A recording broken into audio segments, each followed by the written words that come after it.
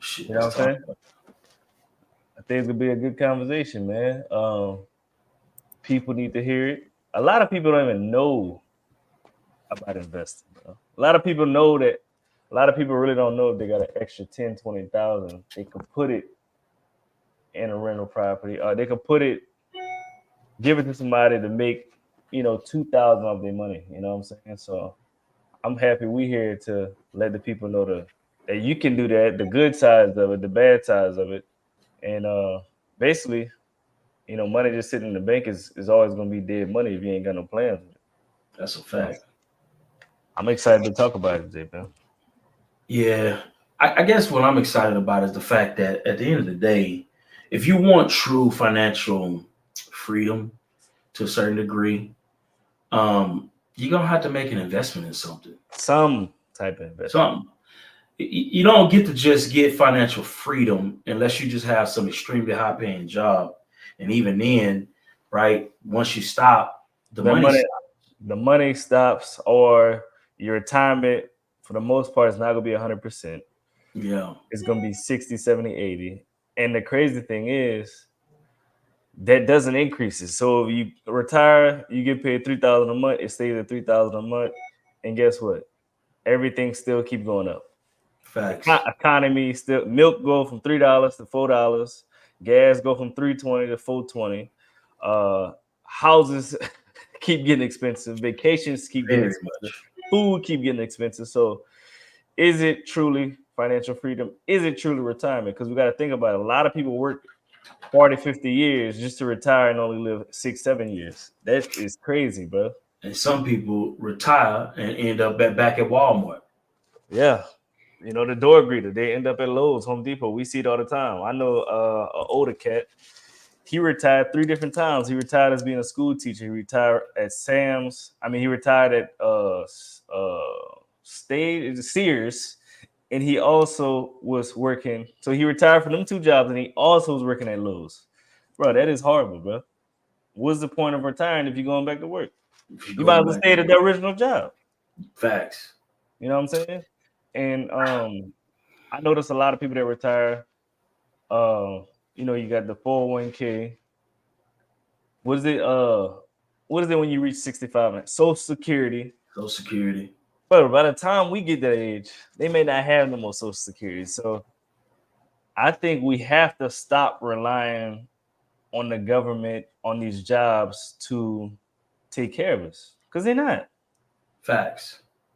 You know, And we another thing we have to do too, and we don't get a pass for this. And I think a lot of times we think we get a pass from it is that we don't get to just make our investments based on what feels good. We have to make our investments on what makes the most amount of sense because the truth is there is nobody out to protect you as an investor, right? yeah, Um, the SEC, you have the SEC and all these different entities, but they're not directly there to protect your money specifically. Once you decide to jump into the business world, right? I'm different gonna hat keep you it got real on. with you. You're in the jungle. Hmm. You're literally in the jungle, and the only thing that protects you in the jungle, right, of business is paperwork. You got, the paperwork has to make the paperwork. Um, you Good have decisions. to, huh? Good decisions. Good decisions, right? Um, you have to know what you're dealing with, and it's really that simple. It's funny because you have people who are venture capitalist investors. That's all they do, right? You have some people who are real estate investors. That's what they do. You have people who are, Raise money. stock investors, Bitcoin investors. That's what they do. It's a reason why that's what they do because they learn that field of investing, the good, the bad, the ugly. They take it all in. And as a result of that, you become successful investing in that space. That's a fact. Um, and it just is what it is. It just is what it is. But we're gonna talk about this from a more nuanced perspective because I think a lot of times in our community specifically, we've gotten to a space to where we literally consider everything a scam. And you'd be surprised how many things that where people lose money isn't a scam, right? And I think it's in some ways, our uneducated expression, right? To where we naturally want to jump to the knee-jerk response of he scammed me or this is a scam, and not wanting to take no level of accountability to understand, okay, where the red flags are, how to spot the red flags, how to understand the red flags. Therefore, we don't put ourselves in compromising situations as investors. I notice anything we don't like, yes, anything don't go how we expect it to go, yeah, anything that fails in the Black community is considered a scam. A scam. That is far from the truth. Far from the truth. Let's get into it, man. Let's get this intro, and then we get more into it.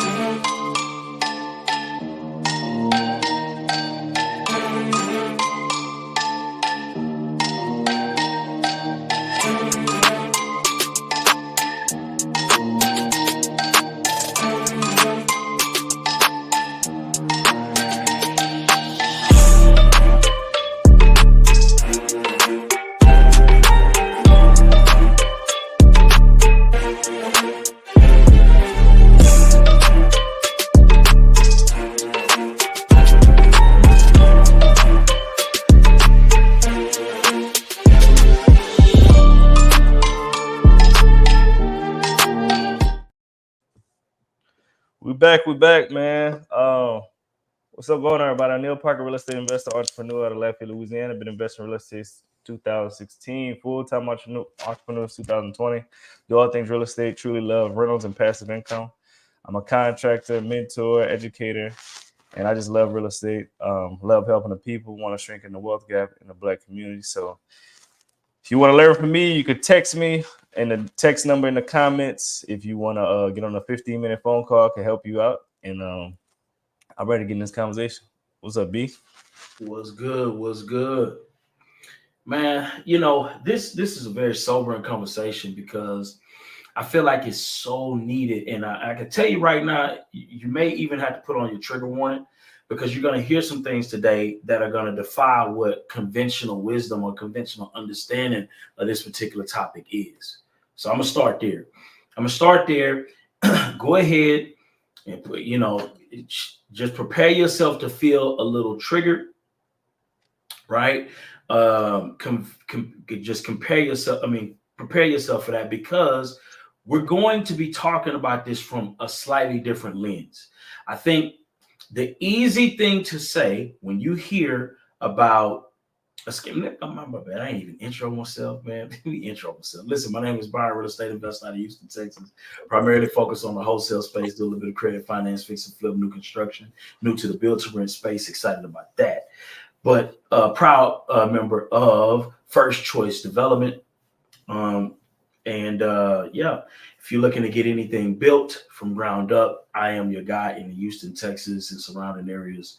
I'm your guy to help you get that done. But we condition ourselves, right, to call everything a scam.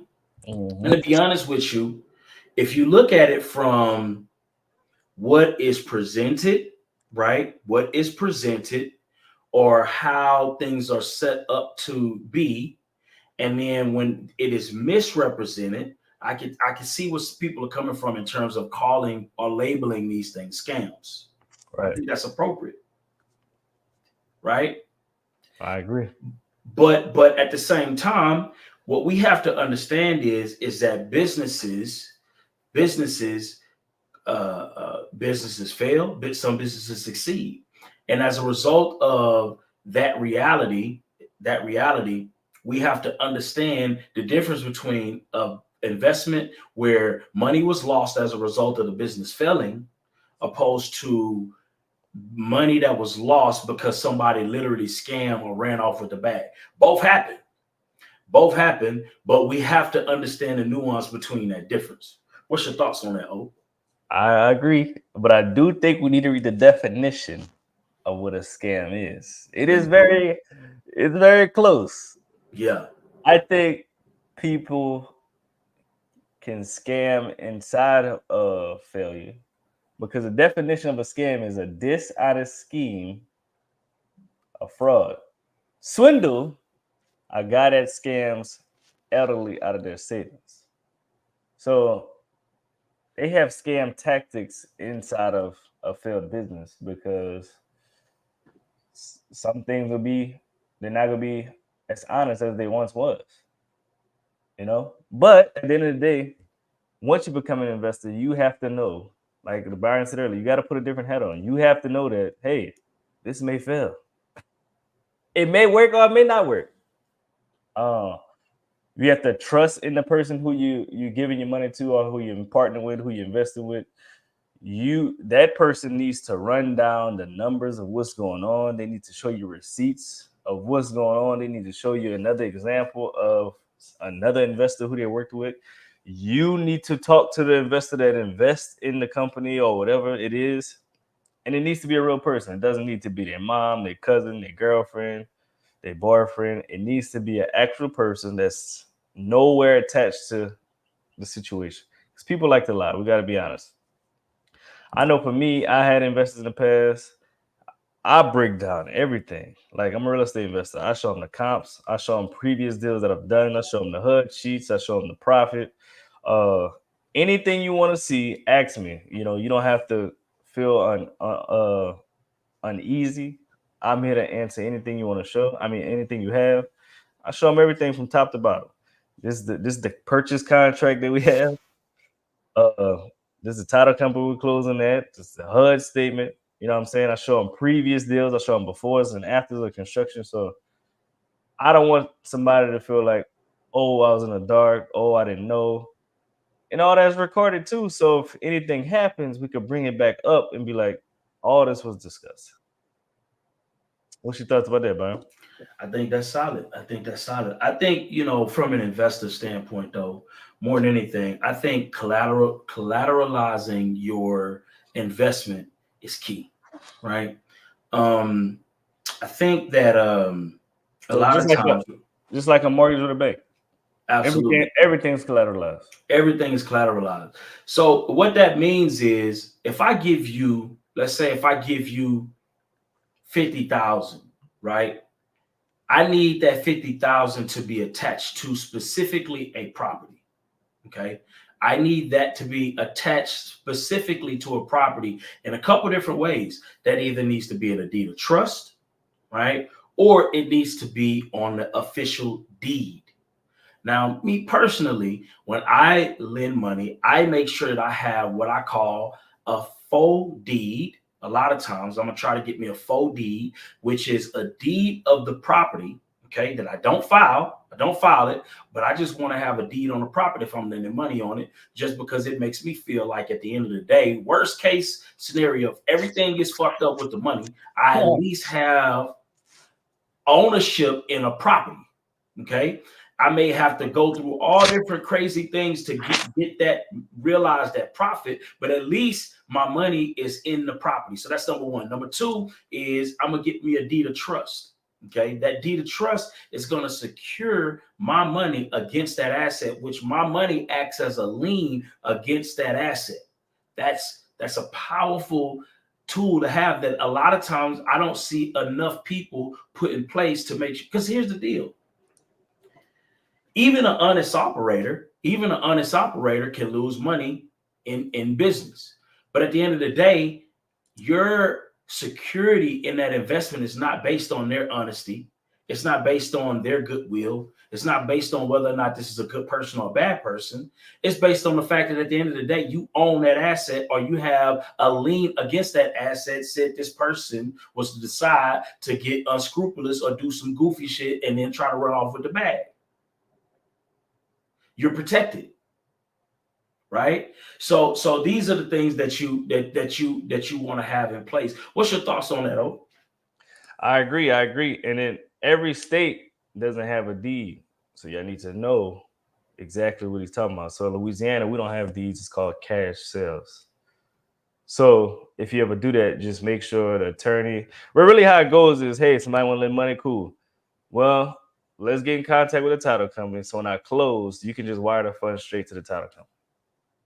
and then they'll facilitate that whole situation. You let them know what's going on, and they'll handle that situation. So typically, how do you do when you do yours? You do it all your paperwork yourself, or you let the title company do it? Both. So how does that work for you? So here's the thing, and this is another thing I got to put out there, right? You do not want to trust in. Here's the thing. You don't need want to know what to do. You need to know what to do. I don't trust in just everything. lawyers. I don't trust in real estate agents. I don't trust in title companies. I don't trust in none of those contractors. Contractors. I don't trust in these people. Not because they're bad people, but at the end of the day, once I put the investor hat, once I told myself that I'm an investor, I don't get to just trust people. I am responsible. Yeah. Me. Right? And so I have to move in accordance to these people are here to assist me make great deals happen. Not I'm going to lean and depend on these people to do right by my money because they're not. Right? Yeah. So I liken it to this right here, right? That's not their job. Their job is to assist you on what you want to do. Exactly. So I have to be it's kind of like this. Have you ever, well, you have. Maybe you haven't. I don't know because you probably don't take your kids. Do you take your kids to daycare? Yeah. You do? Okay. My youngest, yeah. All right. So here's the thing. Daycare, whatever. Yeah. It's kind of like you take your kids to the daycare, right? And the daycare person comes in and they say something like, yeah, I really, she don't like this, or they don't like this, or he don't like this. I really know these kids and blah, blah, blah, and blah, and they try to tell you as if they know your kid more than you know your kid. They act as if they're more concerned about your kid than you are concerned about your kid. Wait a minute, now this is my kid. I know my kid better than you could ever know my kid because I've been with my kid since birth. Now, granted, if you're a good parent and you're a person that is very attentive to your kid's needs, nobody is going to care about your kid how you care about your kid. It's a fact. You know what I'm saying? I don't care what they say or how they frame it. And so when you are investing your money, you have to look at that as like your little babies. That's a good way. Would you just go take your babies and drop them off at the title company and say, man, y'all figure that out. I'm going to holler at y'all. Would you go drop your babies off to the lawyer and say, hey, Mr. Lawyer, come, can you take care of these babies? I'm going to holler at y'all. If you are uncomfortable making that decision, you need to be that same level of uncomfortable giving your money, right, to somebody based off of just what these people have to say, because they're not going to care about what you have going on like you care about what you got going on, period. So let's just get that out the way. What's your thoughts on that, Oak? It's an absolute fact. I love that you use the baby thing because people care about their kids. Well, most parents care about their kids, not everybody. Yeah. So just like, when you're choosing a daycare, you vet that daycare. Like, do they take care of their kids? What happened if another kid punched my kid in the face? They gonna call me? Are they gonna do the report? Do they have cameras at the daycare so I can peep in anytime I want? That's all security signs of what you're looking for, and you should look for all those same security signs when you're investing money. You should look for those security signs in the person who you're investing in, and also the asset class you're investing in. If it's stocks, crypto, real estate, whatever it is. Do they have good signs? Is the market up? Is it down? How risky is it? All those different things. What happens if it doesn't go right? What happens at a daycare if something don't go right? What they gonna do? Are they gonna call me? They're gonna say, hey, you need to come. They're gonna have pictures. They're gonna show me the video. Same as if you invest in anything. What happens if it doesn't go right? Will I get the property? Will I get my money back instead of 1 year? Is it going to be 2 years? You need to have all those discussions up front, not once something happens. Facts. I want to also break down the difference between a fund and a regular real estate investment. So what prompted this conversation? Jay Morrison just lost the Black House. Thank God, another person from the community was able to pick that up, right? And hopefully they are able to do right by that asset and at least, make the legacy look good, right? Yeah. At least make the legacy. If y'all familiar with the Jay Morrison situation, put a yes in the chat just so y'all not lost. You know, maybe if y'all are, maybe we could bring up a picture or video so y'all could be more in tune to what's going on. And that's something y'all should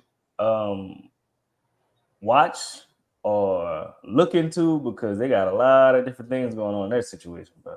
It's a lot of lessons to be learned from it too. Oh. His whole situation, Byron and myself really don't believe it's a scam. We believe that it's a failure. Because a gross failure. He went through the SEC. The SEC investigated his business. He passed the inspection. He passed the search warrant, whatever they had. He passed it. So is it really a scam? No, it's just a huge failure. And guess what? These failures happen in other communities all the time. It's just no other community like ours highlight these failures. That's just what we do. These things happen all the time. That's the risk of investing money. You may win, you may lose. It is what it is. But this happens all the time in the white community. I don't know too much about the Asian community, but it does happen in other communities that people lose money. People run funds and they lose money. So it's really not a bad thing to do. It was just a bad leader. Let's break down why he was a bad leader, Byron, because I think you guys can learn from that. So I say number one, he's a bad leader because he has no track record of what he's trying to do. Facts. What's another thing that you think of? Well, number one, I think it was a couple issues with the fund too. The fund was set up in a way to where he couldn't be replaced. Right. And he was the end all be all when it came down to making decisions on what they invested in. What O said earlier, he has no track record of investing success.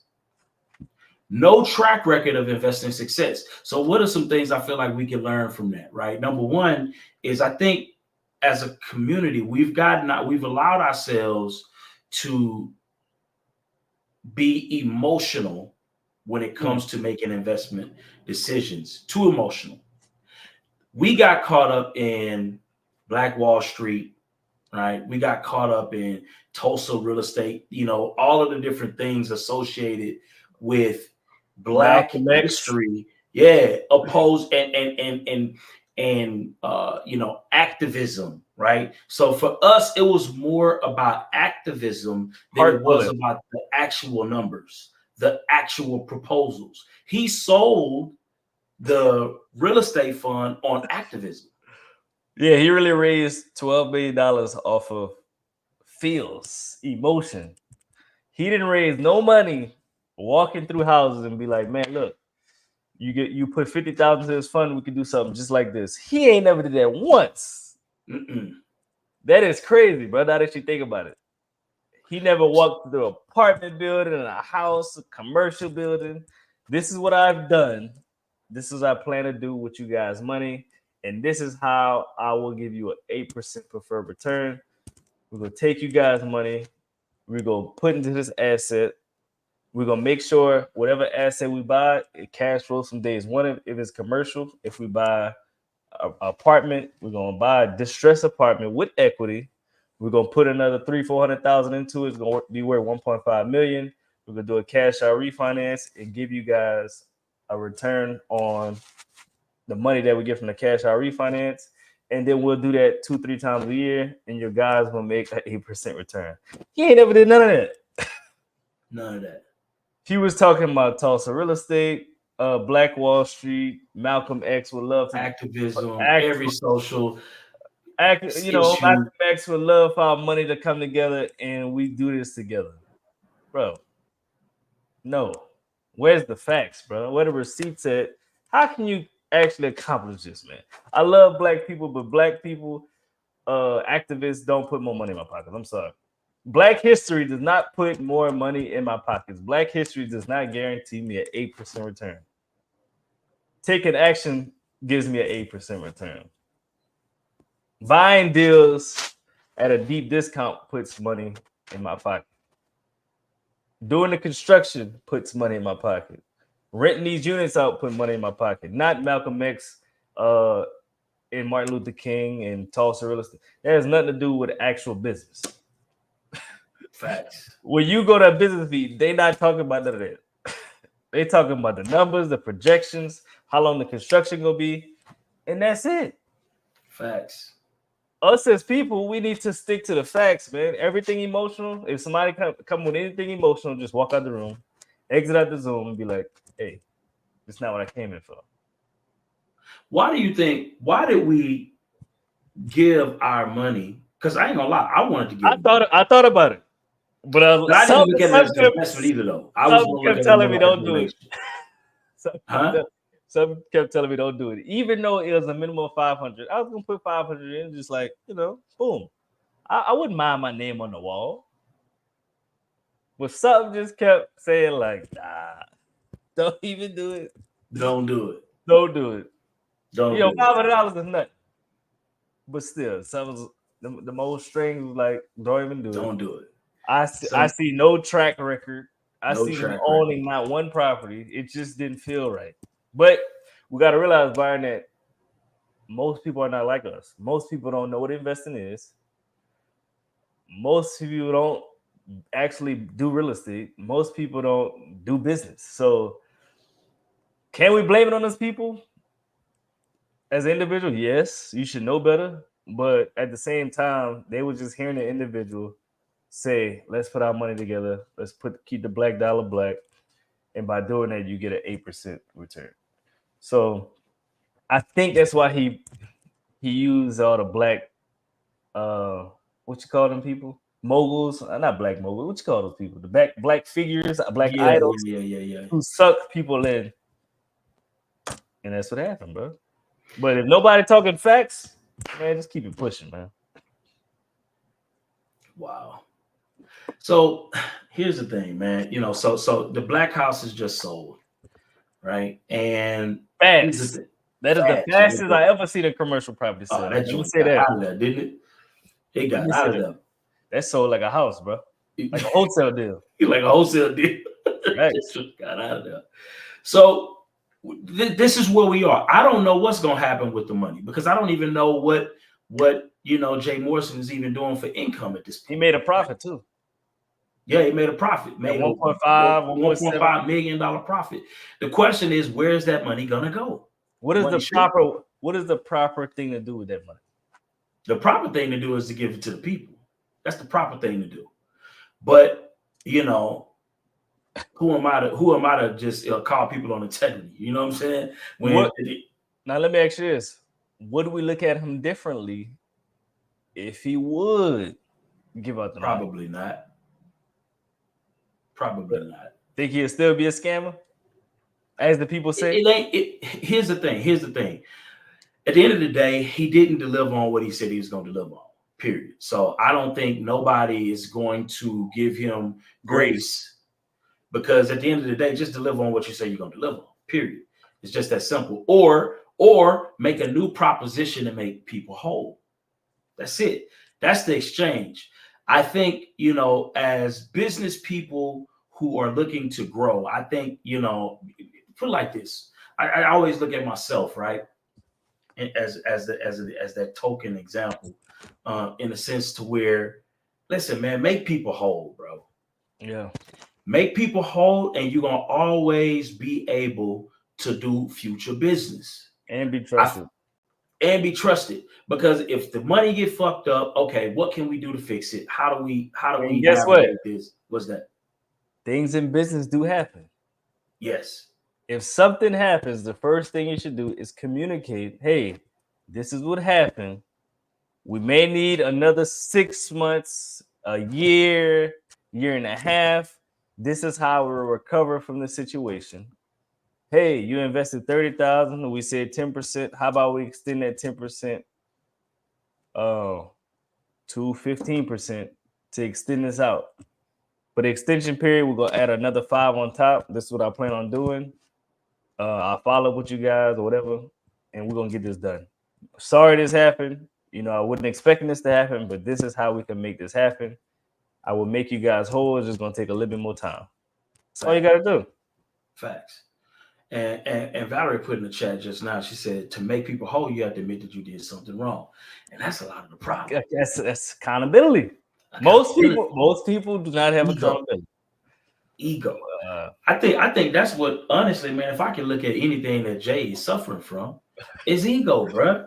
Oh, I know his ego in the trash can right now. But here's the thing, though, bro. My thing is, bro, I would be doing, if it was me, I would be doing everything in my power to figure out ways to make people whole, because at the end of the day, Jay Morrison does have the talent or skill set to raise money.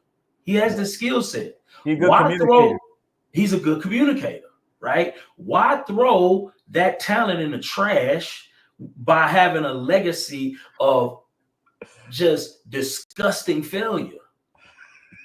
Just because you're not man enough to face your failures. Yeah. That's my thing. Because at the end of the day, bro, I'm looking at a lot of these people, right? Jay Morrison, if he doesn't do something to right this wrong, it's a high likelihood he will never be able to utilize one of his best gifts, which is speaking, ever again to raise money. It's a highlight because this is such an epic failure.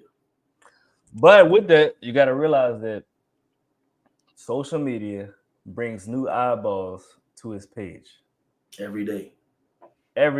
And I guarantee you, he will do it again. It's just not going to be as much money. It may be 2 million, $1.5 million.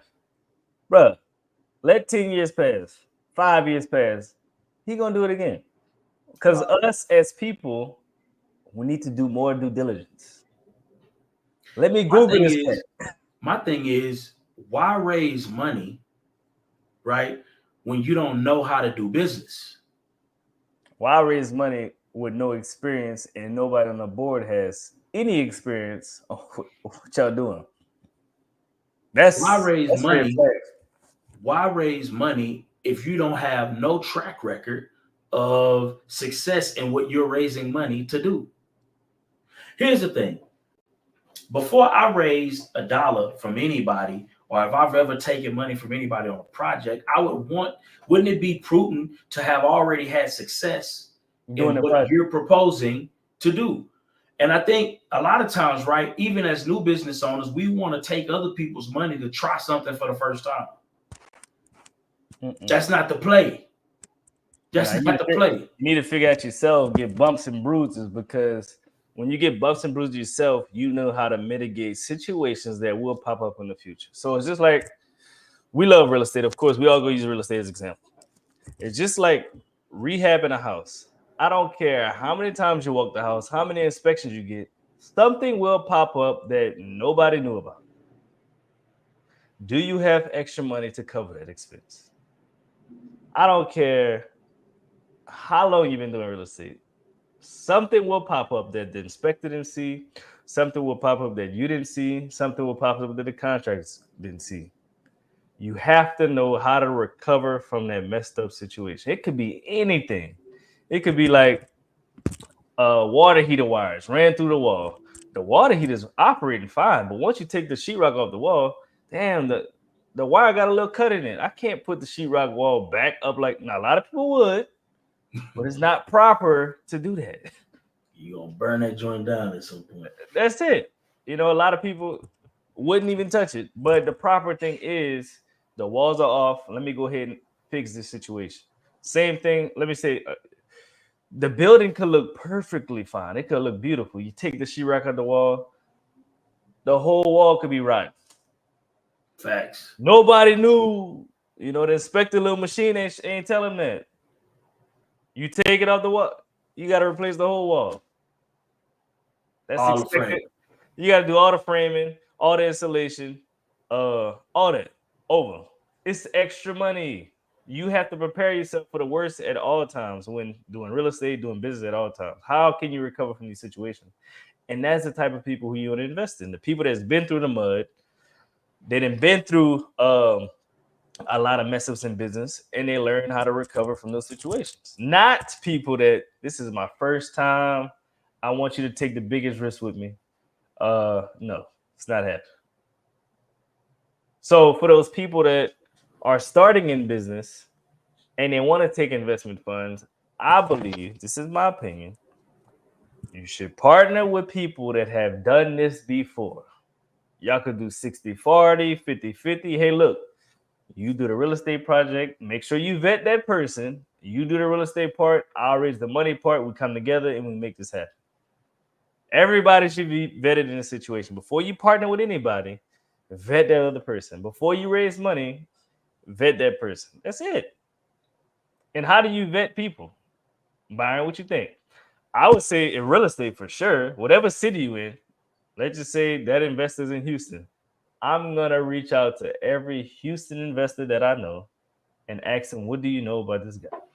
What do you know about him? Because investors know investors. We all know who the frauds. We all know who really do this business. We know who actually makes money in this business. They got a lot of frauds out there, boy. Facts. And we know how to look up people, see what they actually own. We know how to do all that. But regular people do not know how to do that. So you need to reach out to people. You know, if you need to pay their consulting fee, you need to hop on the phone for 30 minutes, 20 minutes. That's cost of doing business. Pay the money to get on the phone and ask a question. Is that simple? What's your thoughts about that and the vetting and all that? I think the vetting is cool. That's the most people miss out on.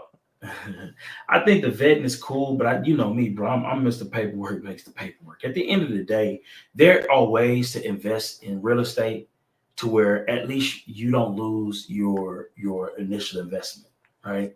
There's ways to do that.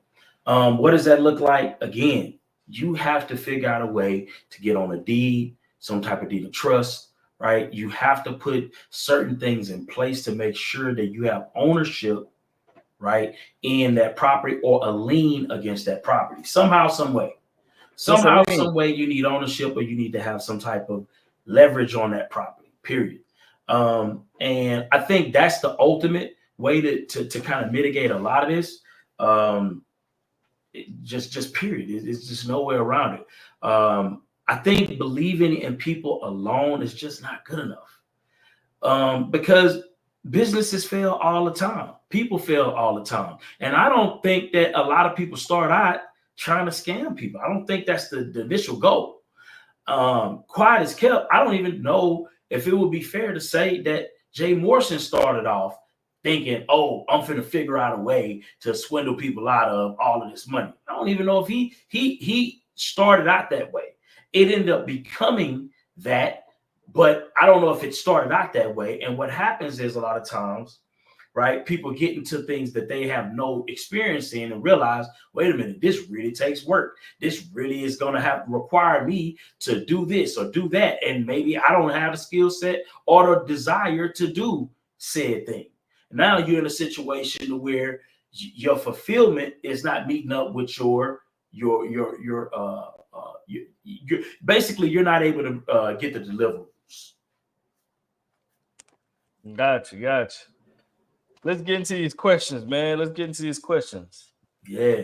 Well, before we even get to that, let's see if anybody got any questions want to pull up. If you want to pull up and ask some questions about this, right? Again, we're talking about scams versus nightmares, and how to determine whether or not you got scammed or not. Because I truly believe, that we've gotten to a point to where we are unsophisticated in our assessment, to where we literally call everything a scam, right? And I think that approach, although I get it, but I think it can also be unhealthy if we don't look at the details of every situation and vet them separately, right? And accurately.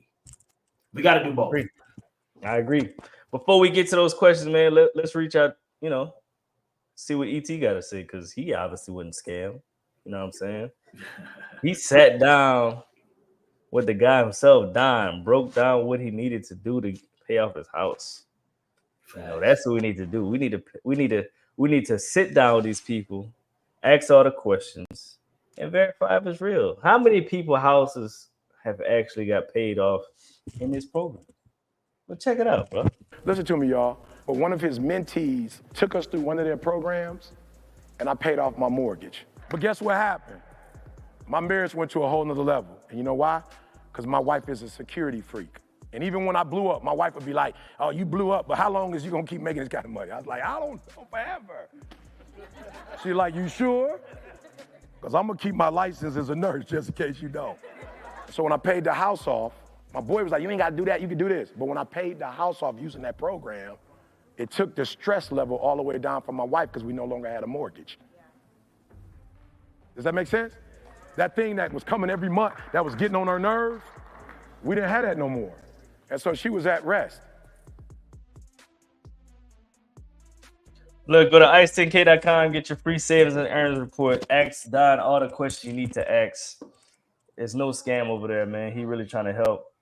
But you have to actually want to help yourself to pay off these mortgages, pay off your loans, pay off the student loans, credit card debt, all that.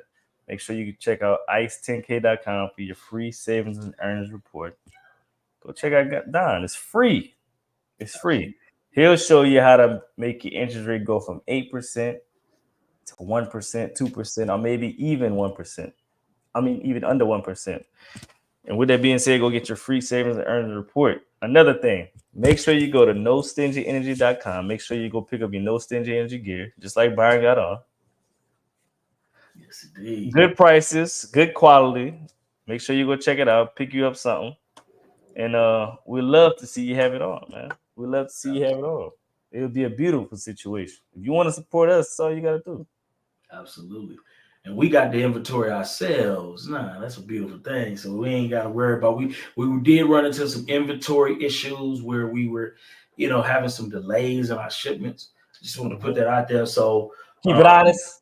Yeah, you know what I mean. But now we got our hands on the inventory, so we know we good to go now. So definitely come, pick up your gear. You know what I'm saying? Scoop you up something. You know what I'm saying? Yes, indeed. But Valerie put up a dope question, right? And I want to give my personal assessment, my unfiltered assessment. Let's do it. Oh my God. Because I feel like we got to be transparent in order to be able to help people assess these things. Man, I love you. She would come up and voice that though, man. It's always better when we hear the voice. Yeah, man. Is there any way you ain't gotta show your face? Is there any way you can just come up and speak about it, Valerie? Yeah, speak about it. You know what I'm saying? But nice. She basically said in the comments, she said, what do you guys think about Jay Massey? Did he start out scamming people or did I know for a fact that Jay Massey didn't start out scamming people. All these Jays. I know that for a fact. Yeah, I know, right? These Jays is something else, boy. They terrible. I know for a fact that he didn't start out scamming people because he's been in the game for a minute. He's been in the game for a minute. So Jay was helping people do real estate before I even met him on Clubhouse. He was doing good business. He had a good name, right? He had an actually good name prior to, I would say, probably Clubhouse. Prior to that, he had a decent name. He was well respected in the industry. And I believe what happened with Jay is he did get slightly overwhelmed. I think here's the thing. He lost his level of stability, left his wife, started trying to impress some new chick that he probably had no business even. That's his wife, man. You got a new wife. I think he was going through some type of a midlife crisis. I don't know what was going on, right? But I think as a man, as a disciplined man, right, and a man who, here's the thing, a lot of men benefit from just being disciplined. Let's just put that on the table right there. Oh, what do you mean by that? To be disciplined, a lot of times is the author of your success. Once you lose your stability, some men, when they lose their stability, whether that be a wife that kind of protects them from their own, you know what I'm saying? Like, we all got our flaws, right? We don't know what that looks like. And now you out here, running around chasing some young chick around, right? Trying to impress this young chick, spending all this money on this chick, right? And now all your flaws are being exposed to the world. All that designer, getting new vehicles. Yeah, all of this old crazy stuff. I think I think that decision, if I'm being honest with you, and it's just my general assessment, I think that decision to leave his wife to go chase this young chick was the downfall of Jay Morrison. I really believe this. I mean, Jay Jay. Massey. I think that was the downfall. That's just my thought. What was your thoughts on that? I'm just keeping it real. I think he was taking people money Mm-hmm. and investing in his relationship and not his assets. Wow. My Jesus. Because people was putting money up, bro. Yeah. And they ain't never heard from the man again. Wow. So I think he was using the money to keep up a lifestyle that he didn't have, that I guess he wanted to have, or the chick wanted to have, and he had to keep raising money to buy the nice things, bro. Because when I seen them together, boy, she was clean, dog. Facts. Yeah, man. I'm talking about the soles of her feet to her hair was put together. All sponsored by Jay Massey. Oh yeah. I ain't never seen Jay Massey dressed like that before. Boy, that boy was clean too. He was clean, though. Facts. Bro, I think, you know what I'm saying? That's why it's important, the people that you have in your life, man. You got to vet them people too. Yeah, all it take, bro. The wrong chick in your life, bro. Wrong person. It could be a male wrong person, period. Yeah, that could be your downfall. Quick. Sleep, you know, and if I'm looking at the other J, since we on the J's, could be the same thing. Since we on the J's, you know, and I'm just gonna speak honestly. I'm gonna speak honestly. You know, I'm just gonna keep it real. Oh, we got to keep it real because I feel like we gotta help. You know what I'm saying? Raise the consciousness. So number one, I think what Jay Morrison went wrong is number one, right? Jay Morrison is trying to ignore the issue. He's trying to ignore the issue instead of facing it head on. What do you think about that approach? Here's the thing. You can't just sit up and act like you done lost all these people money and you're going to show up like you still some type of expert in the space. Oh, my God. This dude just switch spaces. He talking about life insurance. Life insurance. He talking about credit. Bro, you have no credit. No authority to be teaching no credit. Social credit in the trash. Business credit in the trash. What you mean? Personal credit in the trash. Like, what do you think he went wrong? Bro, how do you think he lost $11 million? It was set up wrong from the beginning. He was getting paid too much to manage the fund. His board had no experience. Or control. He put himself as the top dog that nobody could take him out. And you have no experience of what you're doing. So let's pause right there. So here's the thing. So if we were to decide to create another fund, right? How would we fix that? Well, we want to make sure that the fund is not one person centered, and that if the person was incapable of managing that fund correctly, they could be ousted or kicked out or fired. Is that what we want? That's how it should be set up. Now let's get this right. He can still be the CEO of the fund. He could be the face of the fund. But the team has to be immaculate. Immaculate. Like the guy who actually does the investing, he has to be a real estate guy. He could be the face. He could be the marketer. Let's not get it wrong. Yeah. But the team needs to be top tier. Like he has to have, look, I'm the face, I'm the marketer, but this is my guy right here. He been investing in real estate 20 years. He got a proven track record. How about y'all come to Zoom? He show y'all the receipts of what he's done, the projects he's currently doing. How about y'all fly to Atlanta? We can walk the projects that he's doing now. We can walk the befores, the afters, and the ones he just started from the ground. We can go look at the 20 acres he just bought and see what he can do with it. And we can look at the apartments that he's building at this time. And then we could also look at some that he finished 5 years ago to see if the product is quality. Does it last? We can look at all three. Set up an event, let people come, walk through it. You want to see the HUDs on all these properties to make sure they really own them, because people can go ahead and hit somebody up and say, let me borrow your stuff real quick. You know what I'm saying? You want to see all that stuff.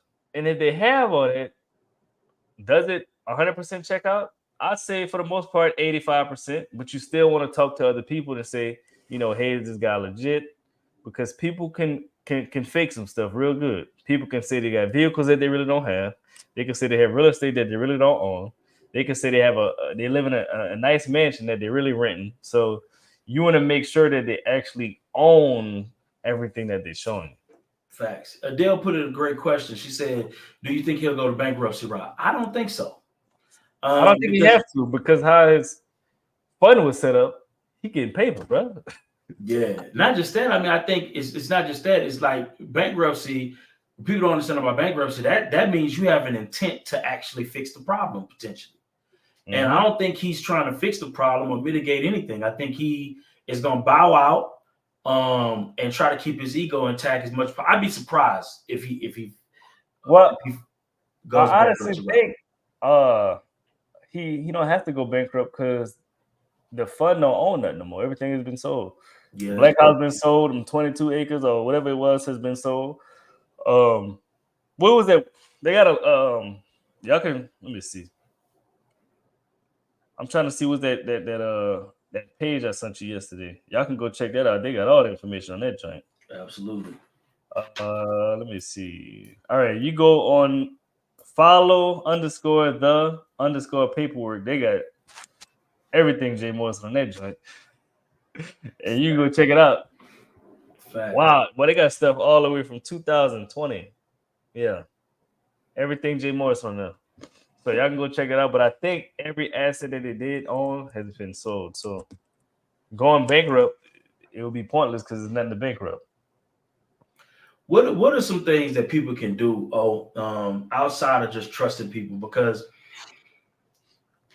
what else can we do as new investors looking to invest our money into anything, any project, any person, whatever that may be? What are some things we could do other than just collateralizing our assets, right? Which I'm a firm believer in. Like, always collateralize. Always look for some collateral in a deal when you're doing an investment. What else can we look for? I would say whoever you invested, just make sure they've been doing that for at least 5 years, 6 years, have success. That's probably number one. Never invest with somebody that's always switching a new business. Never. Every year, every 2 years, they're in a whole different business. Don't even put your money up. Even like you can look at it right now, these Amazon stores. None of them people around no more. They all getting sued. Those same people that sold those Amazon stores, we got to keep it honest. They switched a lot of businesses. Most people that were selling Amazon stores do a lot of different things. They did the Amazon, they did the crypto, they did the real estate wholesale. They can't stick to one thing. They ride the new wave. Whatever the new wave is, they own that joint. Unrealistic returns. People do that too. Hey, you give me some money, man, you guaranteed to make 100% back. Don't believe that. 100% back. You know? If you make 100% back, then somebody else ain't getting paid. Exactly. Let's see. What's some other things, man? If you don't feel 100% confident, don't do it. What else? That's the things I got. What's some signs you got? Yeah, I would say all of those are valid. And then another thing too, I think we have to. I think we got to get out of just us wanting to call everything a scam. Yeah. I think we really have to get out of wanting to call everything a scam. I think we need to take a lot more personal accountability when it comes to assessing opportunities or lack thereof. We have to, because we're not going to be able to just work our way to financial freedom. So as a result of that, we need to invest to work our way to financial freedom. So as a result of that, we have to get more savvy with how we invest our money. Got to. Okay. And that just takes education. That takes, showing up to calls like this and figuring out, okay, what did we do wrong? How can we get this better the next time? Okay. How can we get better the next time? Calling things a scam, is yes, and sometimes it is a scam. Sometimes it 100% is a scam, but I feel like that's a cop out, right? As a person looking to grow in the investment space, that's the easiest cop out to say I got scammed. The more sophisticated response is, what did I do wrong, and how do I avoid doing this ever again? Or how did these people go wrong, right? What are some things they got wrong, and how do I avoid taking that route ever again? I think that's the more sophisticated response, right? And if you go to a lot of other communities that have done this time after time after time again, that's their response. You rarely hear it, unless it's like some Bernie Madoff situation where it's like gross negligence and it's deliberate scamming going on, right? Because there is a such thing as scams. There is a such thing as scams, but I think in our community, a lot of business failures and investment nightmares have been conflated to be scams when they're not technically scams. They're not. And we just have to be real about that. What's your thoughts on that, O? I agree.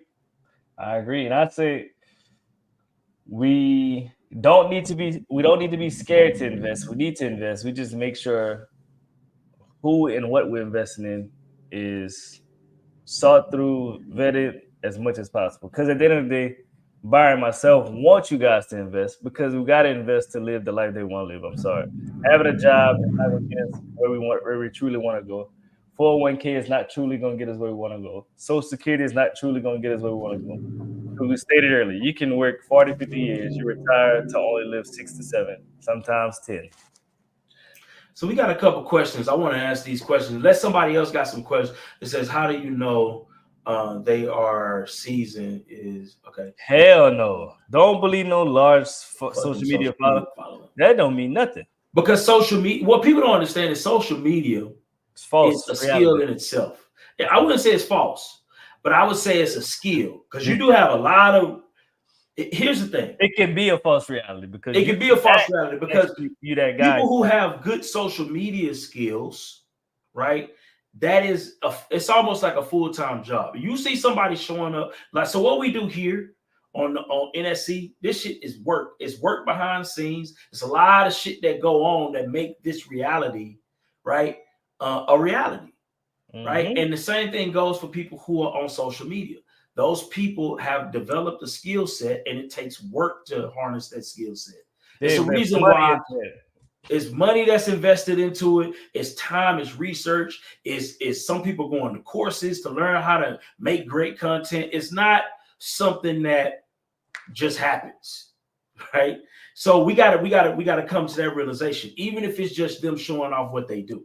So that's number one. Don't even look at the followers. That does not matter. No, you want to look. They got people out here with 1,000 followers really getting to this money, really getting to this bag. Yeah. So yeah, you want to follow the money on that. But we got a couple questions. Yeah, we do. Yeah, so we're gonna hit these questions. So it says, how do you differentiate? Huh? I think we answered the first one already. How do you differentiate between an investment nightmare and overnight scheme? So the second one is, I think we answered the second one too. What are the warning signs that indicate an investment might turn into a nightmare? Yes, we answered that. Well, I want to go deep into that. Go a little deep. I want to go a little bit deeper. So what are the signs that indicate an investment might turn into a nightmare, right?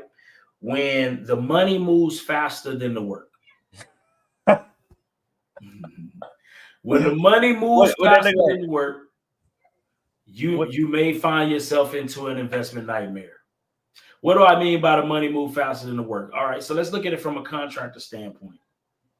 You give that contractor $40,000 up front to be able to do you some walls, some plumbing, some whatever, blah, blah, blah, you name it, whatever it is.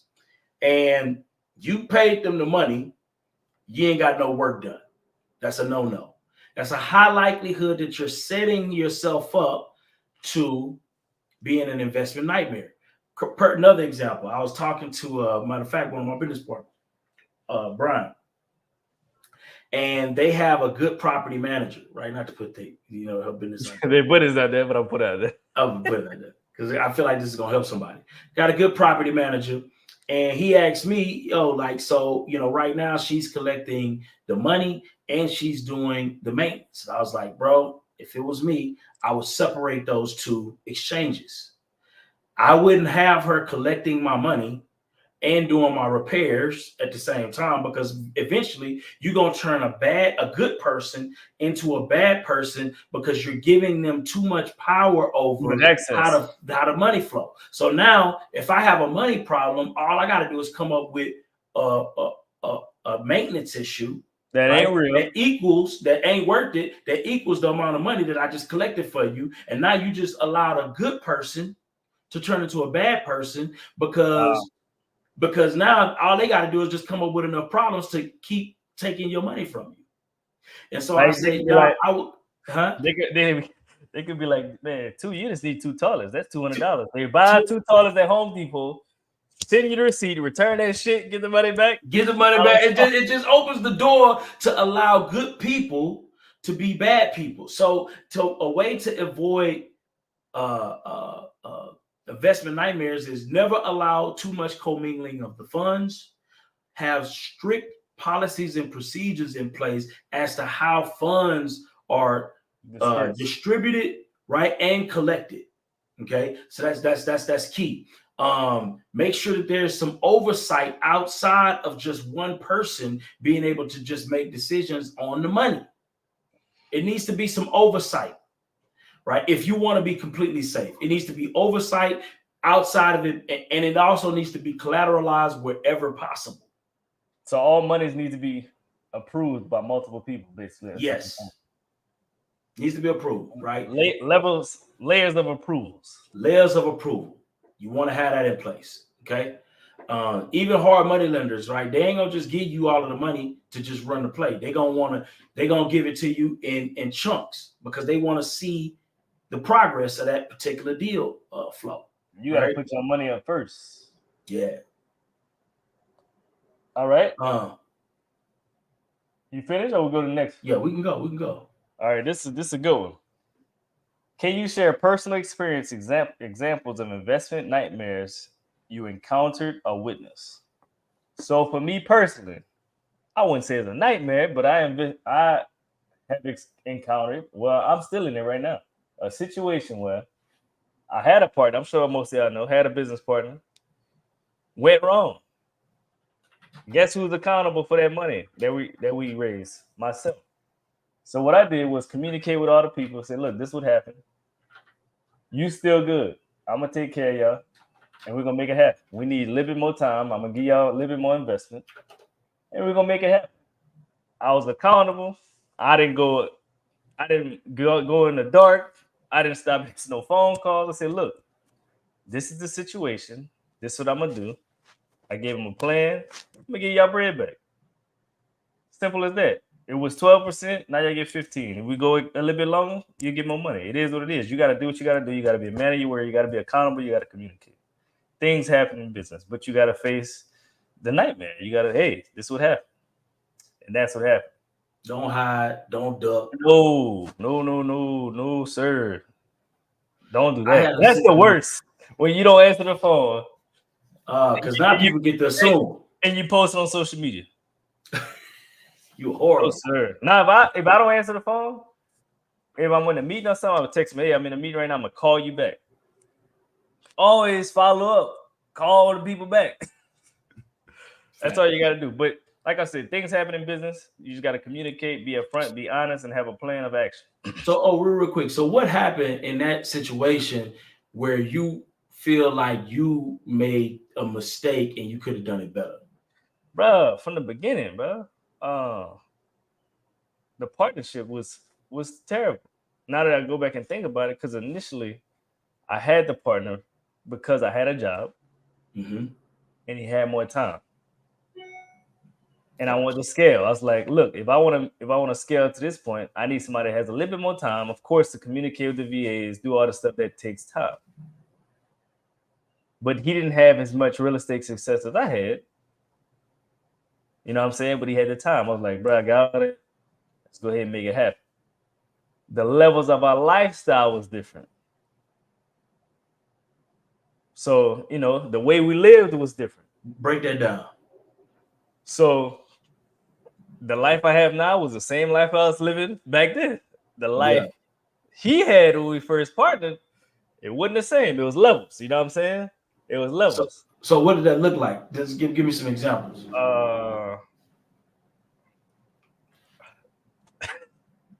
Well, all right, let's get to older. That really don't matter. Older car, of course. Apartment. Never had a home, like a personal house. You know what I'm saying? Gotcha. Vacations out of the country. I don't know, just things like that. So he was spending. He spending too much money, or no? I'm just saying, like, levels of life are different. So when you're in a situation like that, some people have ego. Like, that's just my opinion. I want to get to that, or maybe people try to operate like they're on the same level and they're not. You know what I'm saying? So in order to get to that level, you may have to do some sneaky things. You may have to, what you just said, let me go ahead and go buy $2 at Home Depot, return the money, and solve my problem, my money problem. Things like that. Dolphin moves. That's what I call it. You know what I'm saying? Just doing sneaky stuff to go where you gotta go, to go to that final destination. That's what I see. Because what happened was, as y'all can see, I switched all my stuff. I don't have the same construction company I used to have. And what I did is, once I noticed the problem, I walked out the business because I don't want to be no part of it.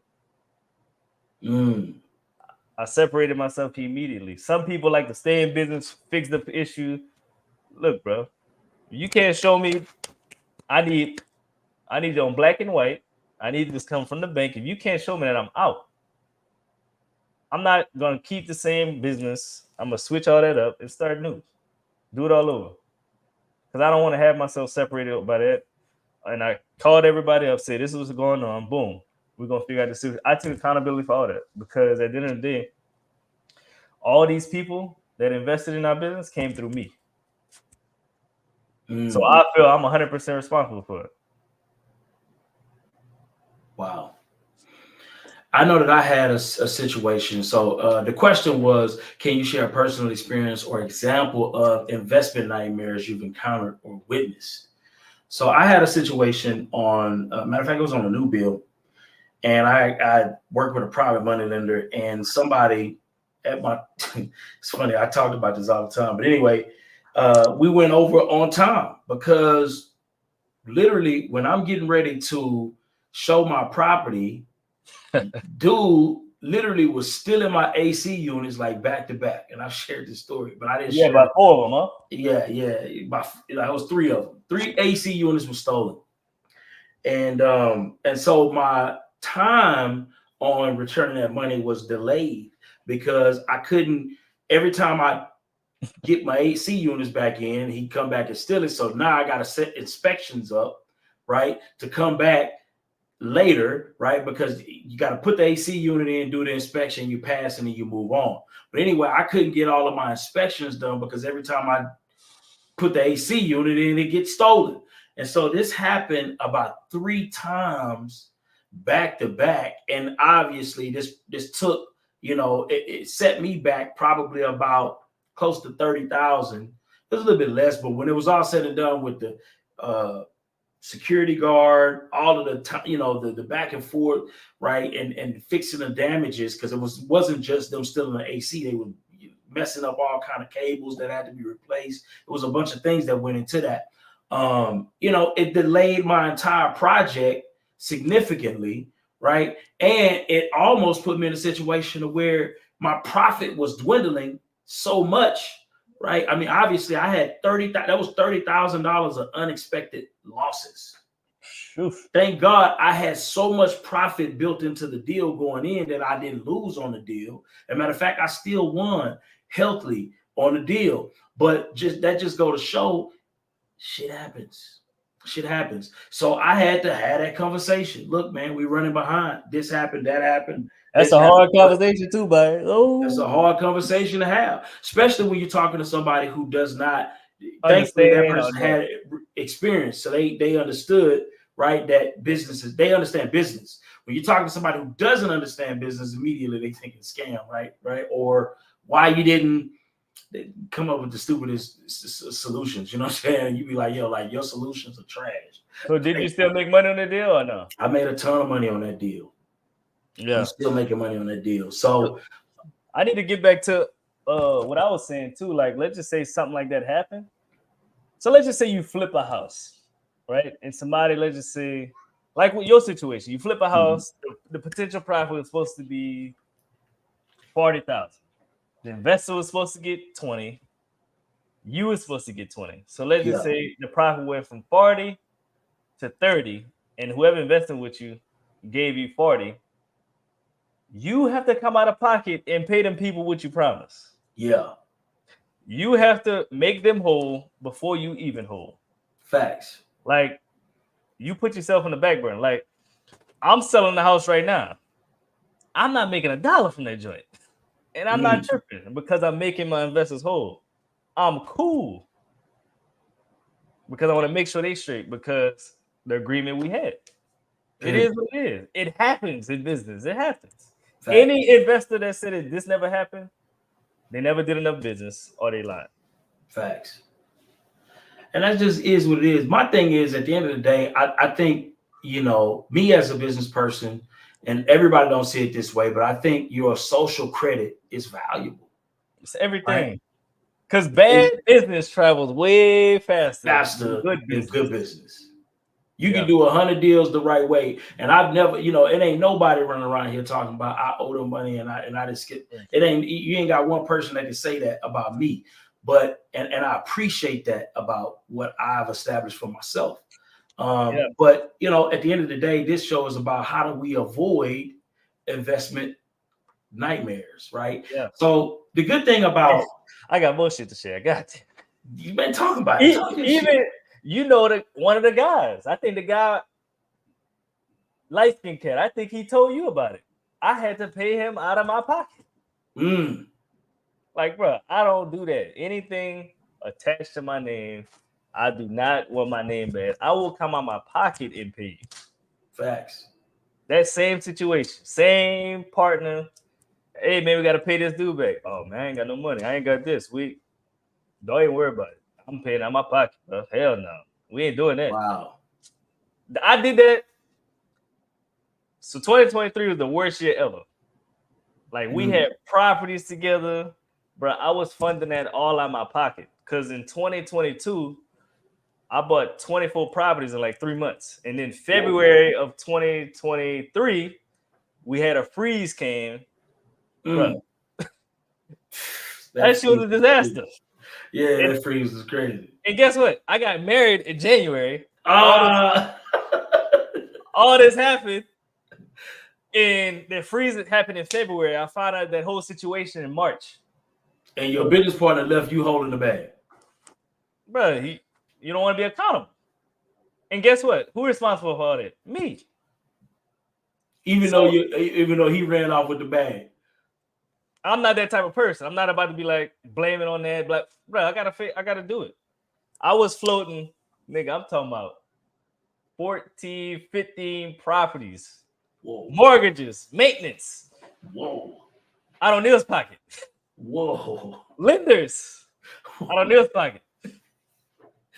Honestly, I ran out of money. Like so at the end of the day, so this year, I start, man, anything that ain't making no money is out of here. That gotta go. I ain't floating nothing. Nothing. More. Anything in the red, you gotta go. But you know what I'm saying? It's part of business. It taught me a valuable lesson. And I ain't gonna lie, I'm happy it happened to me now rather than later. Wow. Because I'll be honest, when I first got in business, I used to pray about it. Like, if I have a big failure, let it happen now and not later. So I can learn from it, I can grow from it, and I can be in a better situation. Because in business, failure gonna happen. I'd rather failure happen in the beginning of my journey than the end of my journey. Let that thing happen in my 20s, not my 30s, 40s, and 50s. Facts. What I like about it though, and I think anybody can take from it. How many properties you say you bought in 3 months? Bro, 24. Like 24 the house, properties. Bro, the house that I'm selling now, I bought this house in 2022. Wow. I fronted that property out my own pocket. The rehab. Wow. Like, bro, it's bad. Big money. Like, And I already know how yeah. big. You gotta understand, like I think I spent, bro. So here's the thing. So just to give people some context on how these rehab budgets be set up. I spent, bro, in the last couple of months, I haven't had a month that I haven't spent over $40,000 to $80,000 Bro, on rehab. it's a disaster. And people don't see that. They don't see that. They don't see that, right? Like, So real quick, I want to highlight some things that you said that was critically important. And I think this is a major takeaway from anybody listening to that story. Number one, you bought 24 properties. People think that when you buy 24 properties, oh man, it's all good. Let 1, 2, 3, 4, 5, 6 things go wrong with any of those properties, and that property can literally be a nightmare. You gonna feel like you scammed yourself. We had a freeze. You know how much plumbing I had to redo? Bro, that's like $4,000 a house minimum. Minimum. $4,000. $4,000 a house. Tenants in these houses, plumbing collapse, pipes bust, freezing. Bro, I gotta pay for that. Yeah. And nobody care about your excuse. Bro, nobody care about it. Bro, pay that. I gotta pay the mortgages. And then your partner dipped out on you. Bro, what? Come on. Hey, 2023 was the worst year of my life, bro. So here's the thing, though. What I want to the takeaway is you consistently showed up. You consistently show accountability. And now you figured out a way to make yourself whole through that situation. A lot of people, they give up in those moments. Yeah, they run away. They go hide in those moments. I'm done. They stop answering the phone in those moments. Yeah. Bro, it's a lot. Grass bills. If you ain't cutting the grass, you're gonna leave from the city. But my grass bill was $1,500 a month. Whoa. For grass, bro. Grass. Like, it's a whole bunch of stuff. Like, it happens. If you're not built for it, don't do it. Don't even get in the business. Don't even do it. But here's the thing though. That was aggressive, right? 24 houses, 3 months is aggressive as fuck. Yeah. That's aggressive. Yeah. But it's beautiful at the same time, because at the end of the day, that kind of aggression is how we set ourselves up. Like, it's just like even now, right? It's funny. I got, we got 70 houses in the queue. I'm new to this build to rent space. I don't give a fuck. I'm going in. I know that this is going to be difficult. Yeah. Right? I'm going in. Right? We got whole communities we building, literally. Right? And I know it's going to be all kind of manner of evil that's going to come out the woodwork, but I'm here to see it all the way through. Yeah. You embracing everything that come with it. Everything. I'm ready for battle. And it's battle. Yeah. It's battle. Right? And the thing about it is tremendous success takes a tremendous effort, and it takes relentlessness, because you will be tested. For sure. Facts.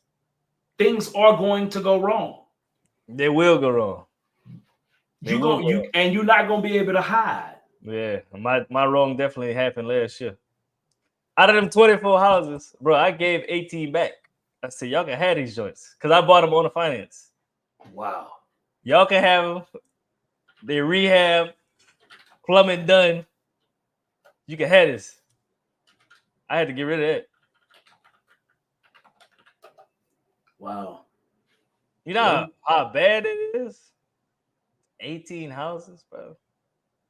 You know how much money I put out? I didn't lost. I took L's 2023, bro. Hey, look, I hit the people up. Look, man, I don't want this house no more, man. You can have it. You can have it back. You can have it. Because I bought 13 houses subject to, and I bought 5 houses on a finance. Mm. You know what I'm saying? Then 2 more houses was bought on a finance. That's the one I'm selling right now. And good thing is I got a relationship. That house that I got. So originally the deal was I got 2 houses from a guy on a finance. No down payment, no monthly payments. The house was supposed to be completed in 3 months. Them joints got completed in 2 years. Damn. You know what I'm saying? But you got to communicate. You got to let them know the situation. It is what it is, bro. It happens, man. At the end Yeah, of the man. day, I see it climbing up, baby. It's getting better. it's getting better. Oh That's, yeah. that's what all matters. Weather the storm, dog. Yeah. That was rough though. I can only imagine. It sounds rough. It sounds super rough. But you know, at the end of the day, that's the reality. I'm glad you shared that because I feel like you help somebody. I'm gonna make a whole documentary, boy. Whole documentary. And that's real though. Like a lot of people will not share that. A lot of people keep it to themselves. A lot of people blame it on another person. Yeah. I blame it myself, bro. I should have been better in the beginning. I should have been looking for stuff in the beginning, not trusting people as much. But you know, it is what it is. I'm glad you shared that, man, because I feel like that's gonna help some people. How many people in the if you appreciate that level of transparency, put a number 1 in the chat. I just want to know if I'm the only one. And Byron, I ain't tell nobody about that. Mm-mm. Do you remember when I remember you asked me about it, man? What happened? Man, let me tell you. Let me tell you. Because a lot of people in something like that happen, they get to calling all kind of people. Hey, bro, look at that, blah blah. Well, I ain't say nothing because I'm not that type of guy. It is what it is. I don't be bashing people, man. It is what it is. I ain't gonna lie, I want to bash. But at the end of the day, you bashing them ain't got nothing to do with what you're accountable for. Yeah, bro, it is what it is, bro. He'll get his lick. Yeah. And at the end of the day, bro, you gotta understand you weather the hell of a storm, and ultimately, bro, the way I look at it is that you making it to the other side, you know, with your integrity, bro. That's different, bro. That's different. When you make it to the other side of whatever investment failures, right, with your integrity intact, bro, let me tell you something, bro. People gonna respect you for that. It's a way better situation. You're gonna always be able to open up new doors for yourself, right? Mm-hmm. When you make it through battles with your integrity intact, trust me, it's always room for new opportunity and new growth. Yeah, always. Yeah, I remember we had to pay for something for no stingy energy. That, like, bro, I ain't got it right now. If you can put it up, man, I got us for the everything for the next few months coming. Bro, you got to be honest, transparent, bro. Look, I ain't got it. Most people be living like they got it. If you ain't got it, say you ain't got it. So you ain't got it. You never fight another fight. That's it. Transparency matters, man. You know, and I respect it. Man, this is a beautiful conversation. So I want to talk about real quick how I think some of these things fail. Matter of fact, let's see. We got how do you so here's the thing. It says, how can due diligence help investors avoid potential scams or bad investments? How can due diligence? We talked about that. Number one, you want to vet all the resources, but I'll be honest with you. Some of these situations, you can't. Some of them are gonna fail, just period. Yeah. Right. And so you have to. This is the reason why. No investment guaranteed. No investment is guaranteed, but also it takes skills to invest properly. Mm-hmm. It takes skills to invest properly, and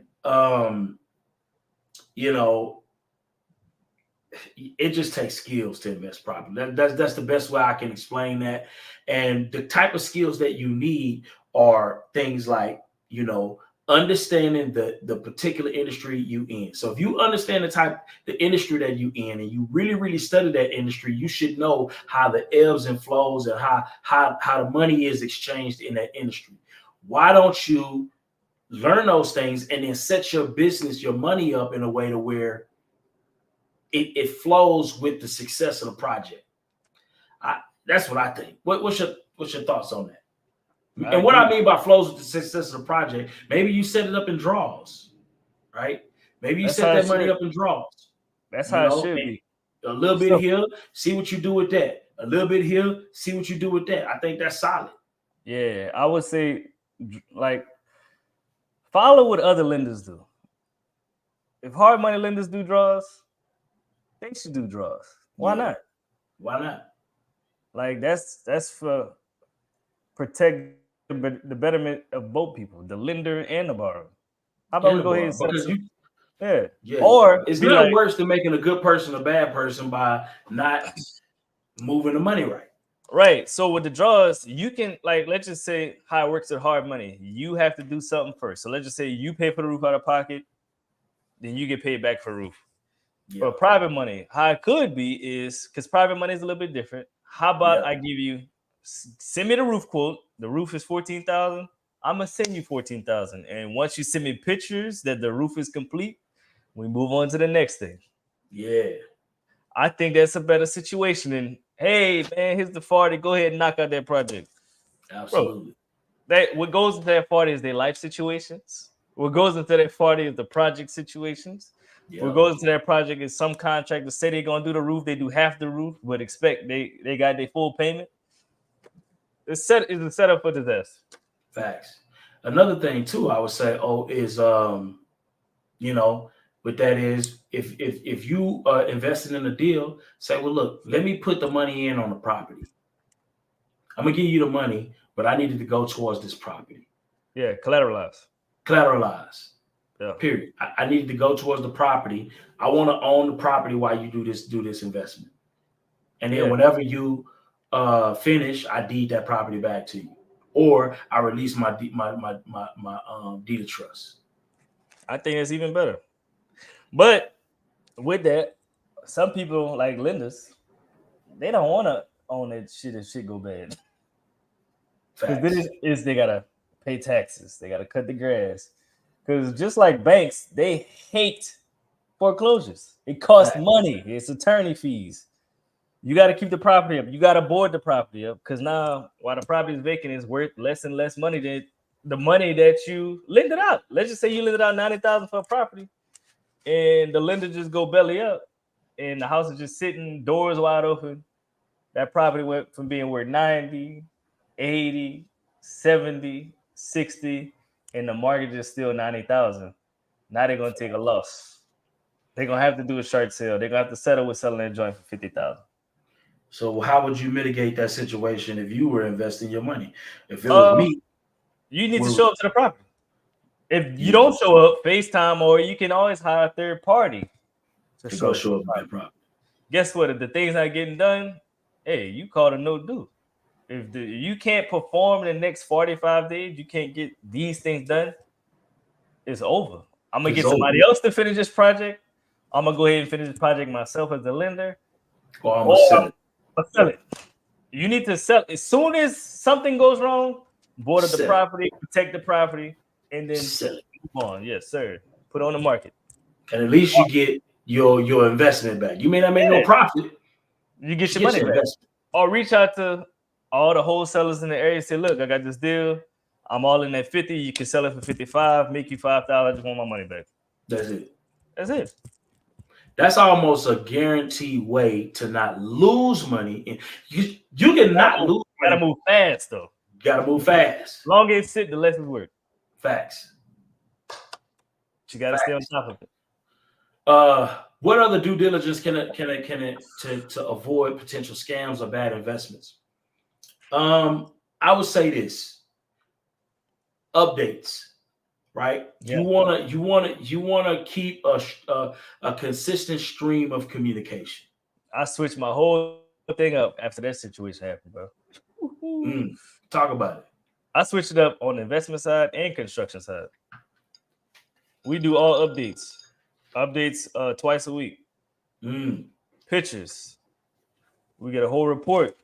You get an email to you, text to you. This is where we at. This is our expectations for the next week. This is the expectations from you.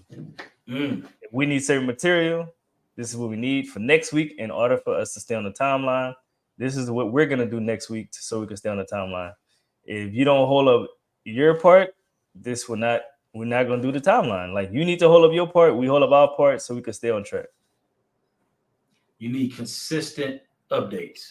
Yeah. Okay? Pictures, videos, whatever it is. And it can be whatever you set that to be. It could be a month. It could be every major milestone. Whatever you set that up to be, it could be weekly. It could be twice a week, like what O said. That's phenomenal, actually. But you need some updates. You need a stream of communication. Matter of fact, if you're running into somebody who only answers the phone when you're sending them money, you already know off top that this is not the type of person, from a character perspective, that you need to be doing business with. If they can only prioritize picking up the phone, right? When they need something, right? That could be problematic. Okay. So especially when you sending them your money. Okay. Right. They need to be picking up that damn phone when you sending them their money. Right. And they need to be updating you as to what the progress of this property is doing, period. And here's another thing. Only invest in specific real estate. Don't invest in funds that don't have real estate, period. I don't give a damn what nobody say. That's part of the reason why I didn't invest in the Tulsa real estate fund, because I felt good too. I wanted to invest in that asset just to help, not because I felt like I was going to get my money back, to be honest with you. I never thought that I'm going to get my money back if I gave them my money. I never felt that way. It was more so just helping them, build a black house. I just thought it was a cool concept. But at the end of the day, what really turned me off about it is they didn't have any real estate to invest in. Right. The dumbest move. That got to be the dumbest move in fund history by buying a vacant commercial building. Yeah, that was ego. All ego. Yeah, that whole investment was all about ego, all about me looking like a king and being important, opposed to doing real business. He wanted to be a king, not an investor. Because why would you build a black house? There's no reason for that. And have an office in that joint. Why would you do that? Yeah, it's stupid. Why would you build a multi-million-dollar building with no income as part of $11 million fund? That's bad. So what role does market research and analysis play in preventing investment nightmares? That's everything. That's everything. If you invest in anything, you should have your own knowledge of what you're investing in. If it's real estate, you should know how to run comps yourself. Yes. You should run your own comps. Yes. And you should run your comps. Don't say nothing and say, hey, is there any way you can provide the comps? And see what comps they use. Facts. And compare your comps to their comps to see, are they bullshitting me or not? Because your comps should validate what the investment is. So if you're getting back that the ARV is 220 and they're getting back the ARV is 290, that's a big difference. Problem. Let me see the comps you use. If they're using comps from a year and a half ago, they thinking you don't have no knowledge of the market, that's a problem. Here's the thing. Because people do that. Not as an investor. Once you say, I plan to invest in real estate, or I plan to invest in any investment, Bitcoin, crypto, stocks, anytime you say, I want to jump in the big boy world of investing, you don't get the excuse of, I trusted that person. No. Throw that out the window. I don't care about what your heebie-jeebies tell you. You need to put yourself in an educated space. You need to educate yourself on the investment that you're making, period. Read books. And you don't get to say, this is what I need everybody to do. I need everybody to consider everybody that you invest money with a scam artist. Just go ahead and consider them a scam artist. And then what kind of things can I put in place that no matter what happens in this deal, I'm going to not lose my money? That's how we need to think about when we go into an investment deal. What can I do as an educated participant in this deal to make sure I don't lose my money? That's your number one priority as an investor. Don't lose money. And consider everybody that you send your money to a scammer.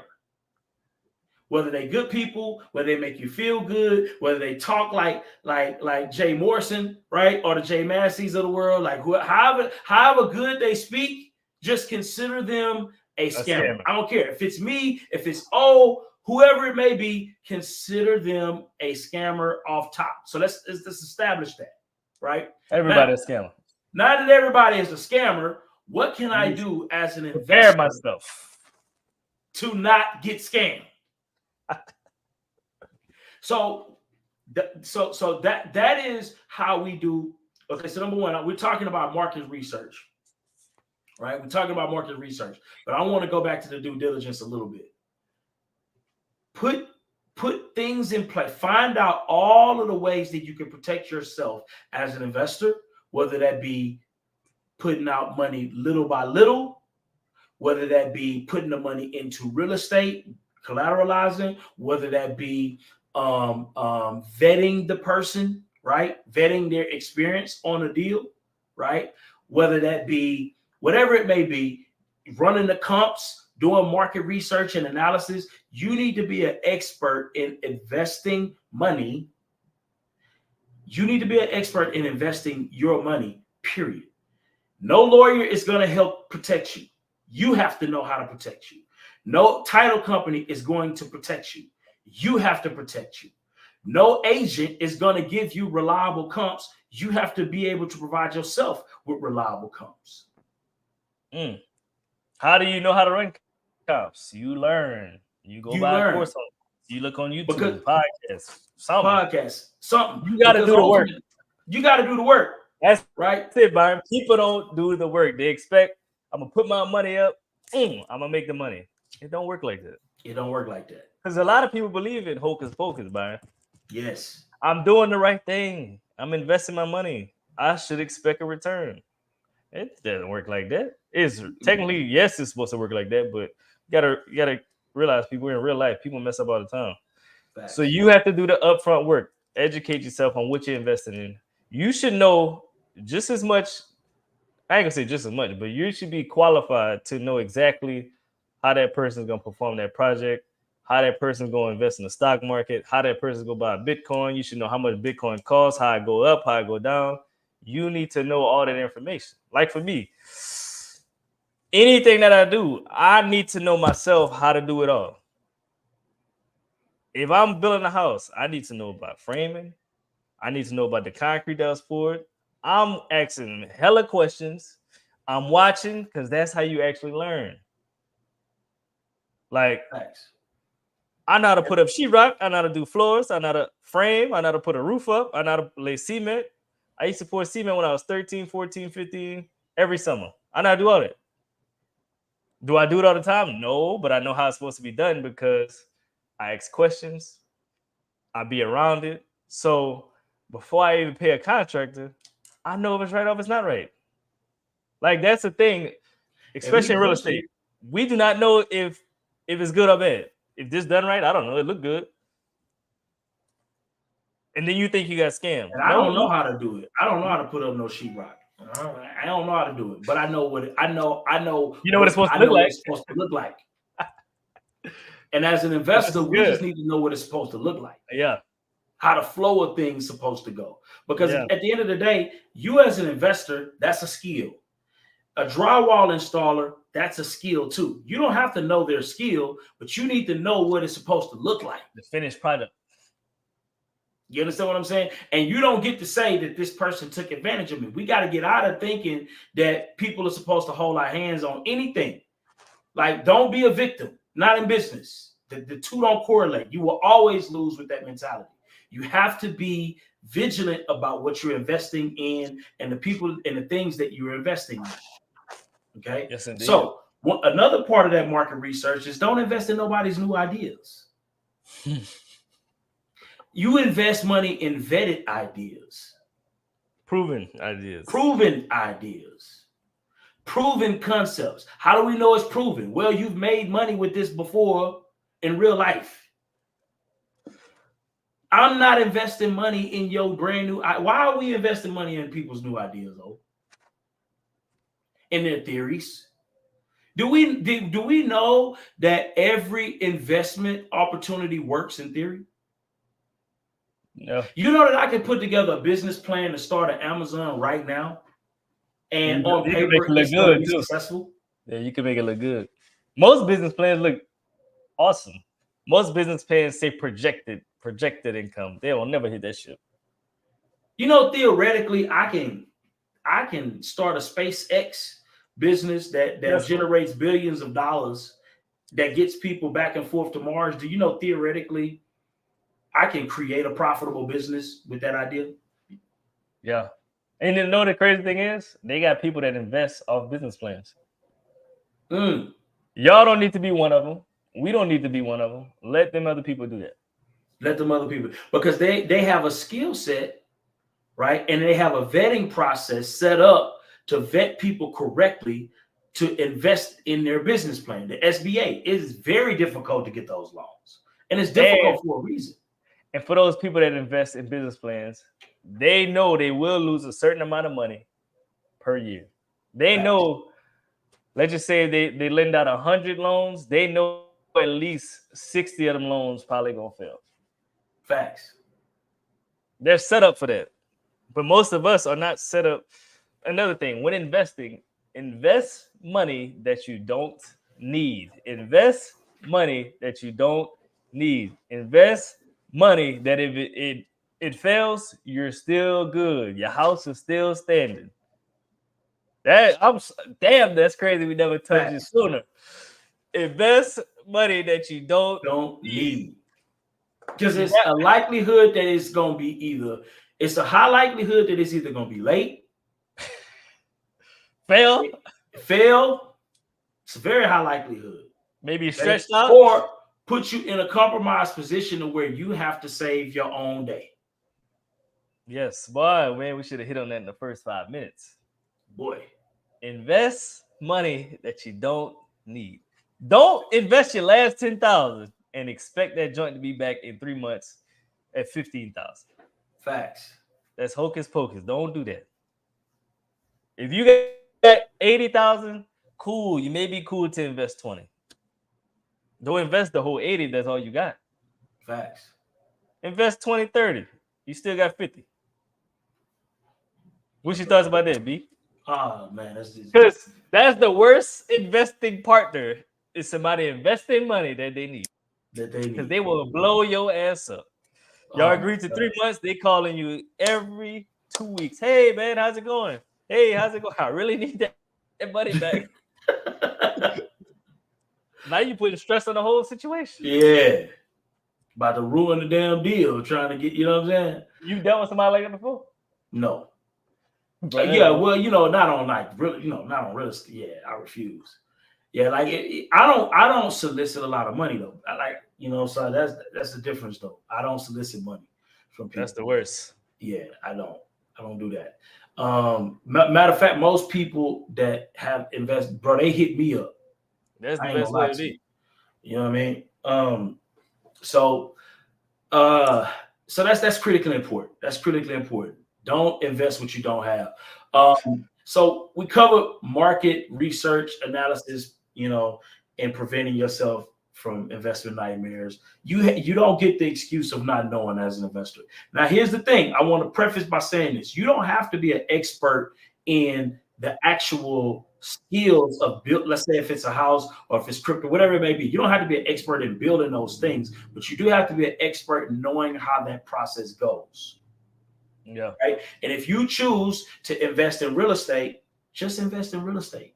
Don't just invest in a bunch of shit, because what's going to happen is that the easiest way to take your eyes off the ball and not have a system and a process as to how you invest in these things. I'm a firm believer. I am a real estate investor. If you see me trying to sell insurance tomorrow, you need to be scratching your head like, wait a minute. And you want me to put my money up? You need to be immediately scratching your head like, B may be off, man. Yeah.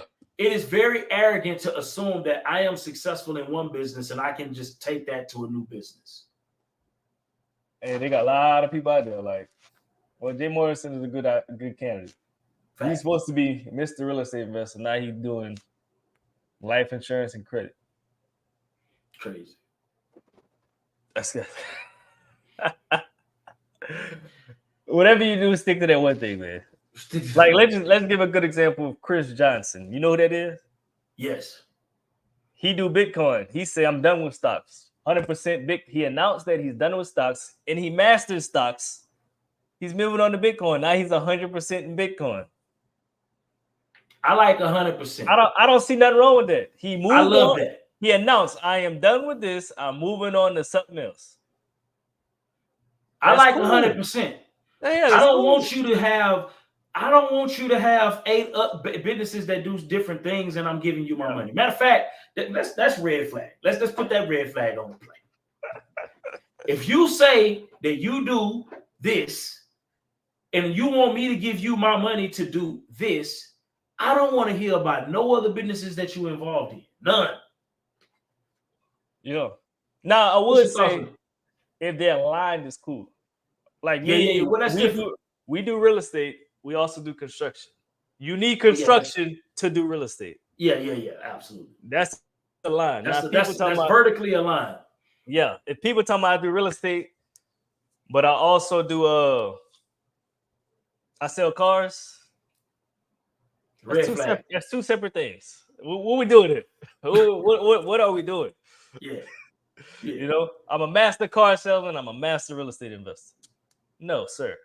I need to be the master at one. We ain't doing jack of all trades. We not doing the jack of all trades. Like that's the easiest way to get yourself set up in some BS.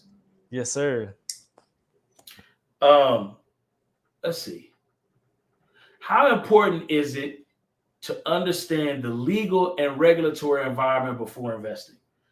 Man, this is that's a lot. I think this is probably the most important. It's the most important. There's a lot when it comes to that too. So you got to ask the right questions. That's number one. Yeah. Ask the right questions to the right people. That I say when it comes to investing anyway, we don't ask enough questions. We don't. And not the right questions. I'm happy you said it. So give me one question somebody should ask for an investment. Well, you know, with me, I'm gonna always go back to collateral, right? So how is my money protected if this thing goes bad? That's what question I want to know. That should be everybody's number one question. Yeah, how is my money protected? I don't want to hear about you're a good person and you wouldn't do that. That's a red fucking flag. Okay. Nobody does it until they have to do it. Yeah. People are only as good as their what benefits them. Yeah. Right? And it's this for everybody, even good people. Even good people are only as good as what benefits them. Right. So how's my money protected if this thing goes bad? Right. So that's what I want to know. Okay. Then the next thing I want to know from a legal standpoint, what legal instruments are in place to secure my asset? Right. O mentioned something that was critically important. In Louisiana, they don't do deeds. Texas, we do a lot of deeds. Right. What does that look like? How do I secure my asset in Louisiana? Matter of fact, O could probably did. Huh? You did. Didn't you lend money on a deal? Which you got a cash sell, right? Yeah. Yeah. So the cash sell is a deed is the same thing. It's just Louisiana is different. You know, everything different about Louisiana. Our food different. Everybody got counties. We got parishes. I don't know. It's just weird. It's just different. Yeah, it's just different. So it's important that whatever state you're investing in, you need to know the legalities of that state, because not every state operates different. Not every city operates different. So, you know, to get that information, I would say the best way is to call a title company in that area, ask certain questions like, hey, if I do this, how do you guys operate in this area? Do your own research. Like you gotta, before you want to invest in something cool, at least take a week to educate yourself on this certain things. At least minimum a week. And if I were to do minimum a week, I honestly wouldn't be investing a lot of money at that point. I would be investing small amounts of money to see the process. Yeah, exactly. I would invest very small amounts of money while I'm learning the business. And then as I get better and better at the business, not in trusting people, not in none of those things. As I get better, business as lending money. Yes, the business of lending money, the better I get as an investor lending money or investing money, then I will invest bigger and bigger amounts. Yeah, that's a good point.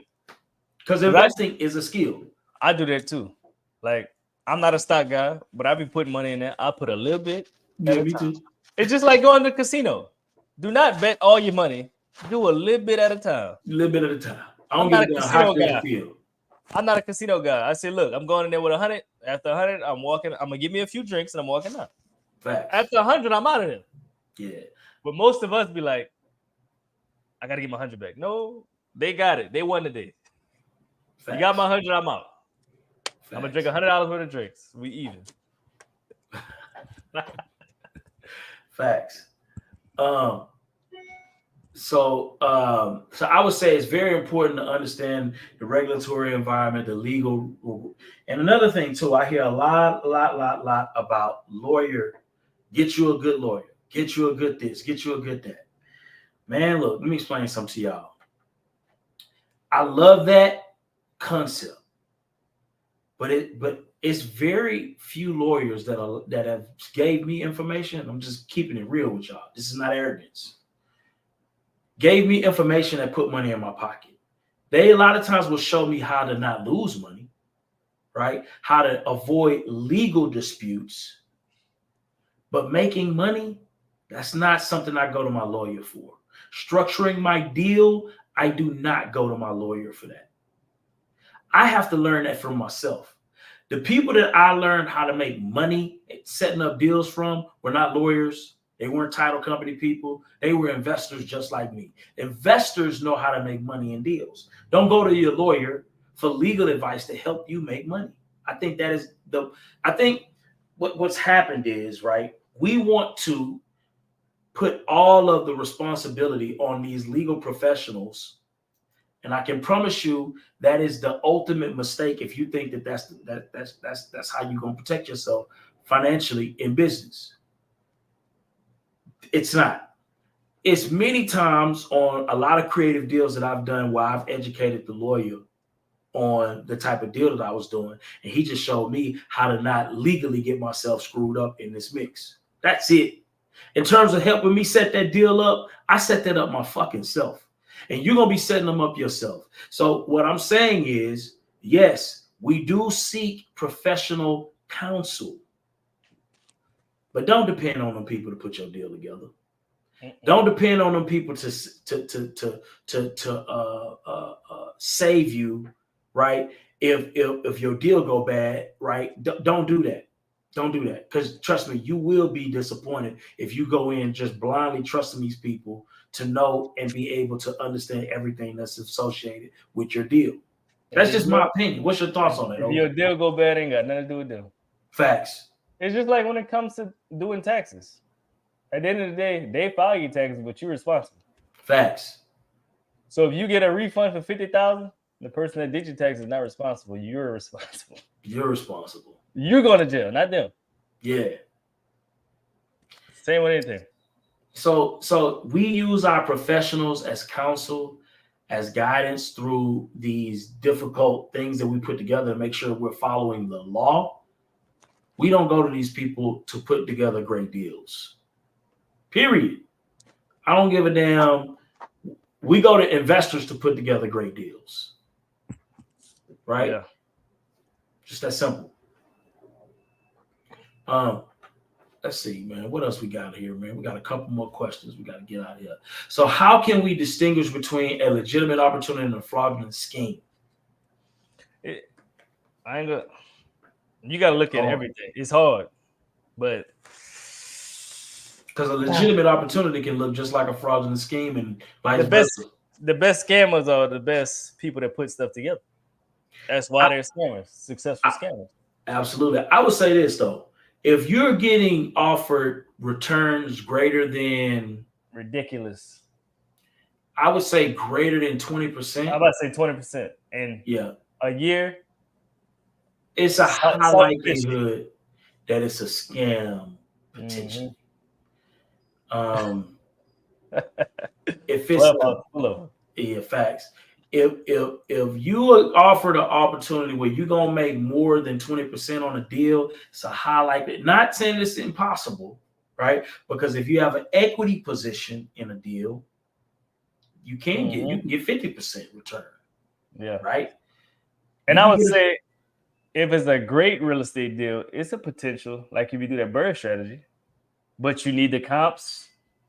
You got to make sure the construction, if the construction is 30,000, you need to run them numbers at 45,000 because you know something will go wrong. I could say that you could probably get 20% for that because let's just say if they put the money up to purchase the property, refinance. They're giving their money back plus 20%. I could see it with that. I could probably see 20% with a flip too, but the numbers got to be on point.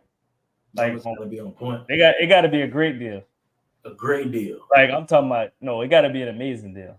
Because it got to be 100,000 equity on that deal. Yeah, that probably can go down bad fast. Just like Byron mentioned, they stole 3 of his AC units. That's a lot of money. That's 30 grand. That's 30,000 on one thing, one problem. One problem. And that's a problem at the end of the project.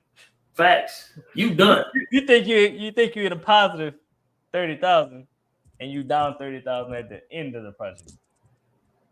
That's the worst. The worst. And it happens, right? But one thing I can say for sure is that ain't nobody calling me talking about how I owe them money. Yeah. Everybody got paid their money. We need Kalani to come over here and talk about her experiences. You know what I'm saying?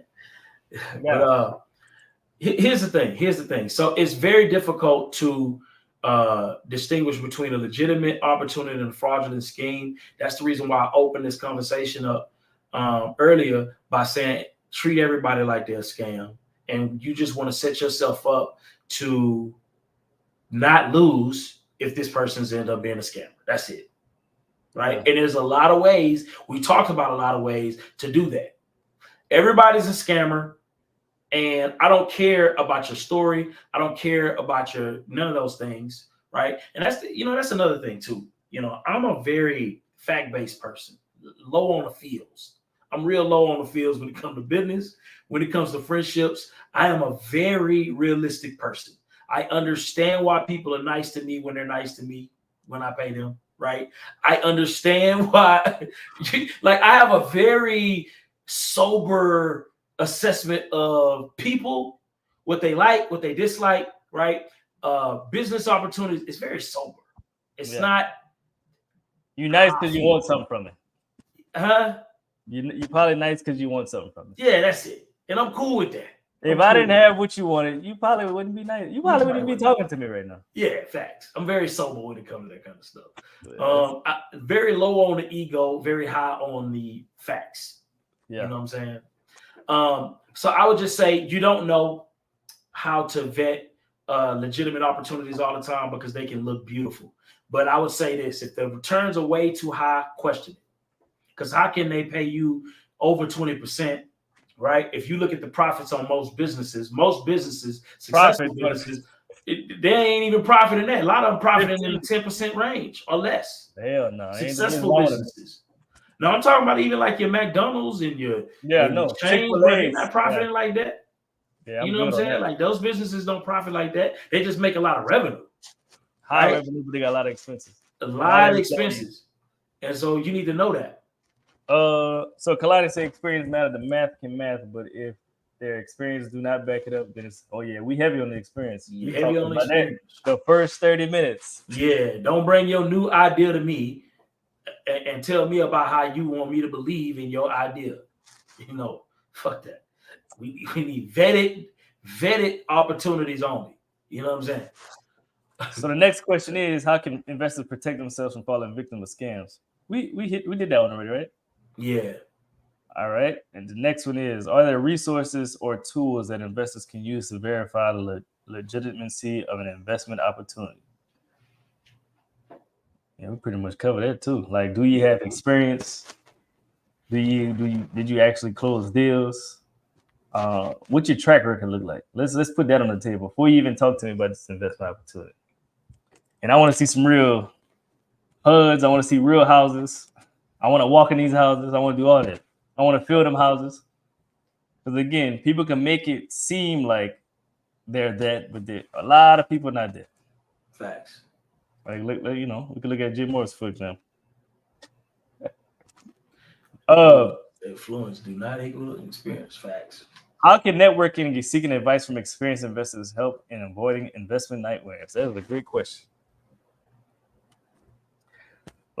Like I stated earlier, if you're going to invest in a certain city or state, you should reach out to other investors in the city or state. Let's just say they got a meetup group or goddamn clubhouse room. You need to pop yourself in there and just ask questions. You ain't got to say, I'm trying to do business with this person. Just ask questions.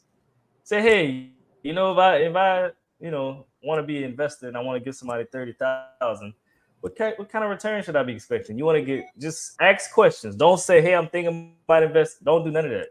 Just ask questions.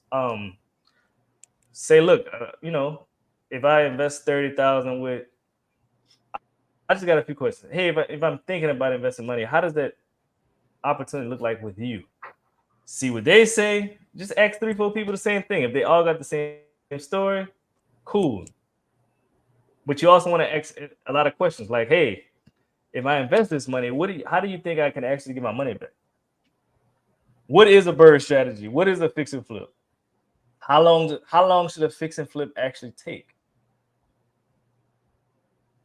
What are some questions? What's some good areas to stay away from? What's areas to stay away from if I'm looking to flip a house? And then if that investor who you're working with say, hey, I'm going to invest in this area, would all the investors say stay away from? That's a red flag. If all the investors that you ask with, hey, if I put my money in a real estate deal, what's the construction time? If most of them say 6 to 9 months and this guy you're investing with say 3 to 4 months, that's a red flag. That's a red flag. You need to ask all the questions that comes to your mind to all these other people to see what they have to say. I think that's what I would do. Absolutely. What would you do? I would say the same thing. I like all of that. You have to be immersed in your space. You have to be immersed in your space. Again, investing is a skill, right? It is not something that you just do based off trust or liking people. You have to develop the skill of investing, and you don't get a pass to act like you didn't know and just run around talking about how people took advantage of you. That's not the play. That's not the play. The play is, how do I become so good as an investor that I never lose money? Rule number 1, never lose money. That's the play. Exactly. Well, man, I hope y'all got a lot of valuable information today. I think it was a great show. I think it was an amazing show, actually. So this may be one of the ones you got to replay. Share it with some friends that's looking to invest, looking to put money in some property or whatever, just trying to put some money up. Share this with a friend. Rewatch it again. Comment if you're watching the replay. Let us know about your experience, or if you had a bad experience. We'd love to hear it. If you want to share, get you on the show. Make sure you hit the like button, subscribe button. If you want to join the family, they got 3 different ways you can join the family. After you hit the subscribe button, hit the join button. They got Legacy, Trailblazer, Visionary. If you want to be part of the family, we'd love to have you. If you're looking to get construction work done in Houston, hit up Byron. If you're looking to get construction work done in Louisiana, hit up me. If you're looking to learn real estate, you can hit me up as well. If you want to support and get some No Stingy Energy gear, the site is not live. Byron got on the sweatshirt right now. You can get I like the mustard and the black myself personally. Yes, indeed. You can go ahead and grab you some. I think it's worth it, and we appreciate y'all, man. Absolutely. You got something else, B? Man, I would just say, man, investing in these funds, investing in real estate. Look, we don't get the luxury of not investing, and so as a result of that, we just have to become very educated and skilled investors. Don't be running around just calling everything a scam just because everybody else is calling it a scam. I think that is a very unsophisticated response to a lot of this stuff, if I'm being honest.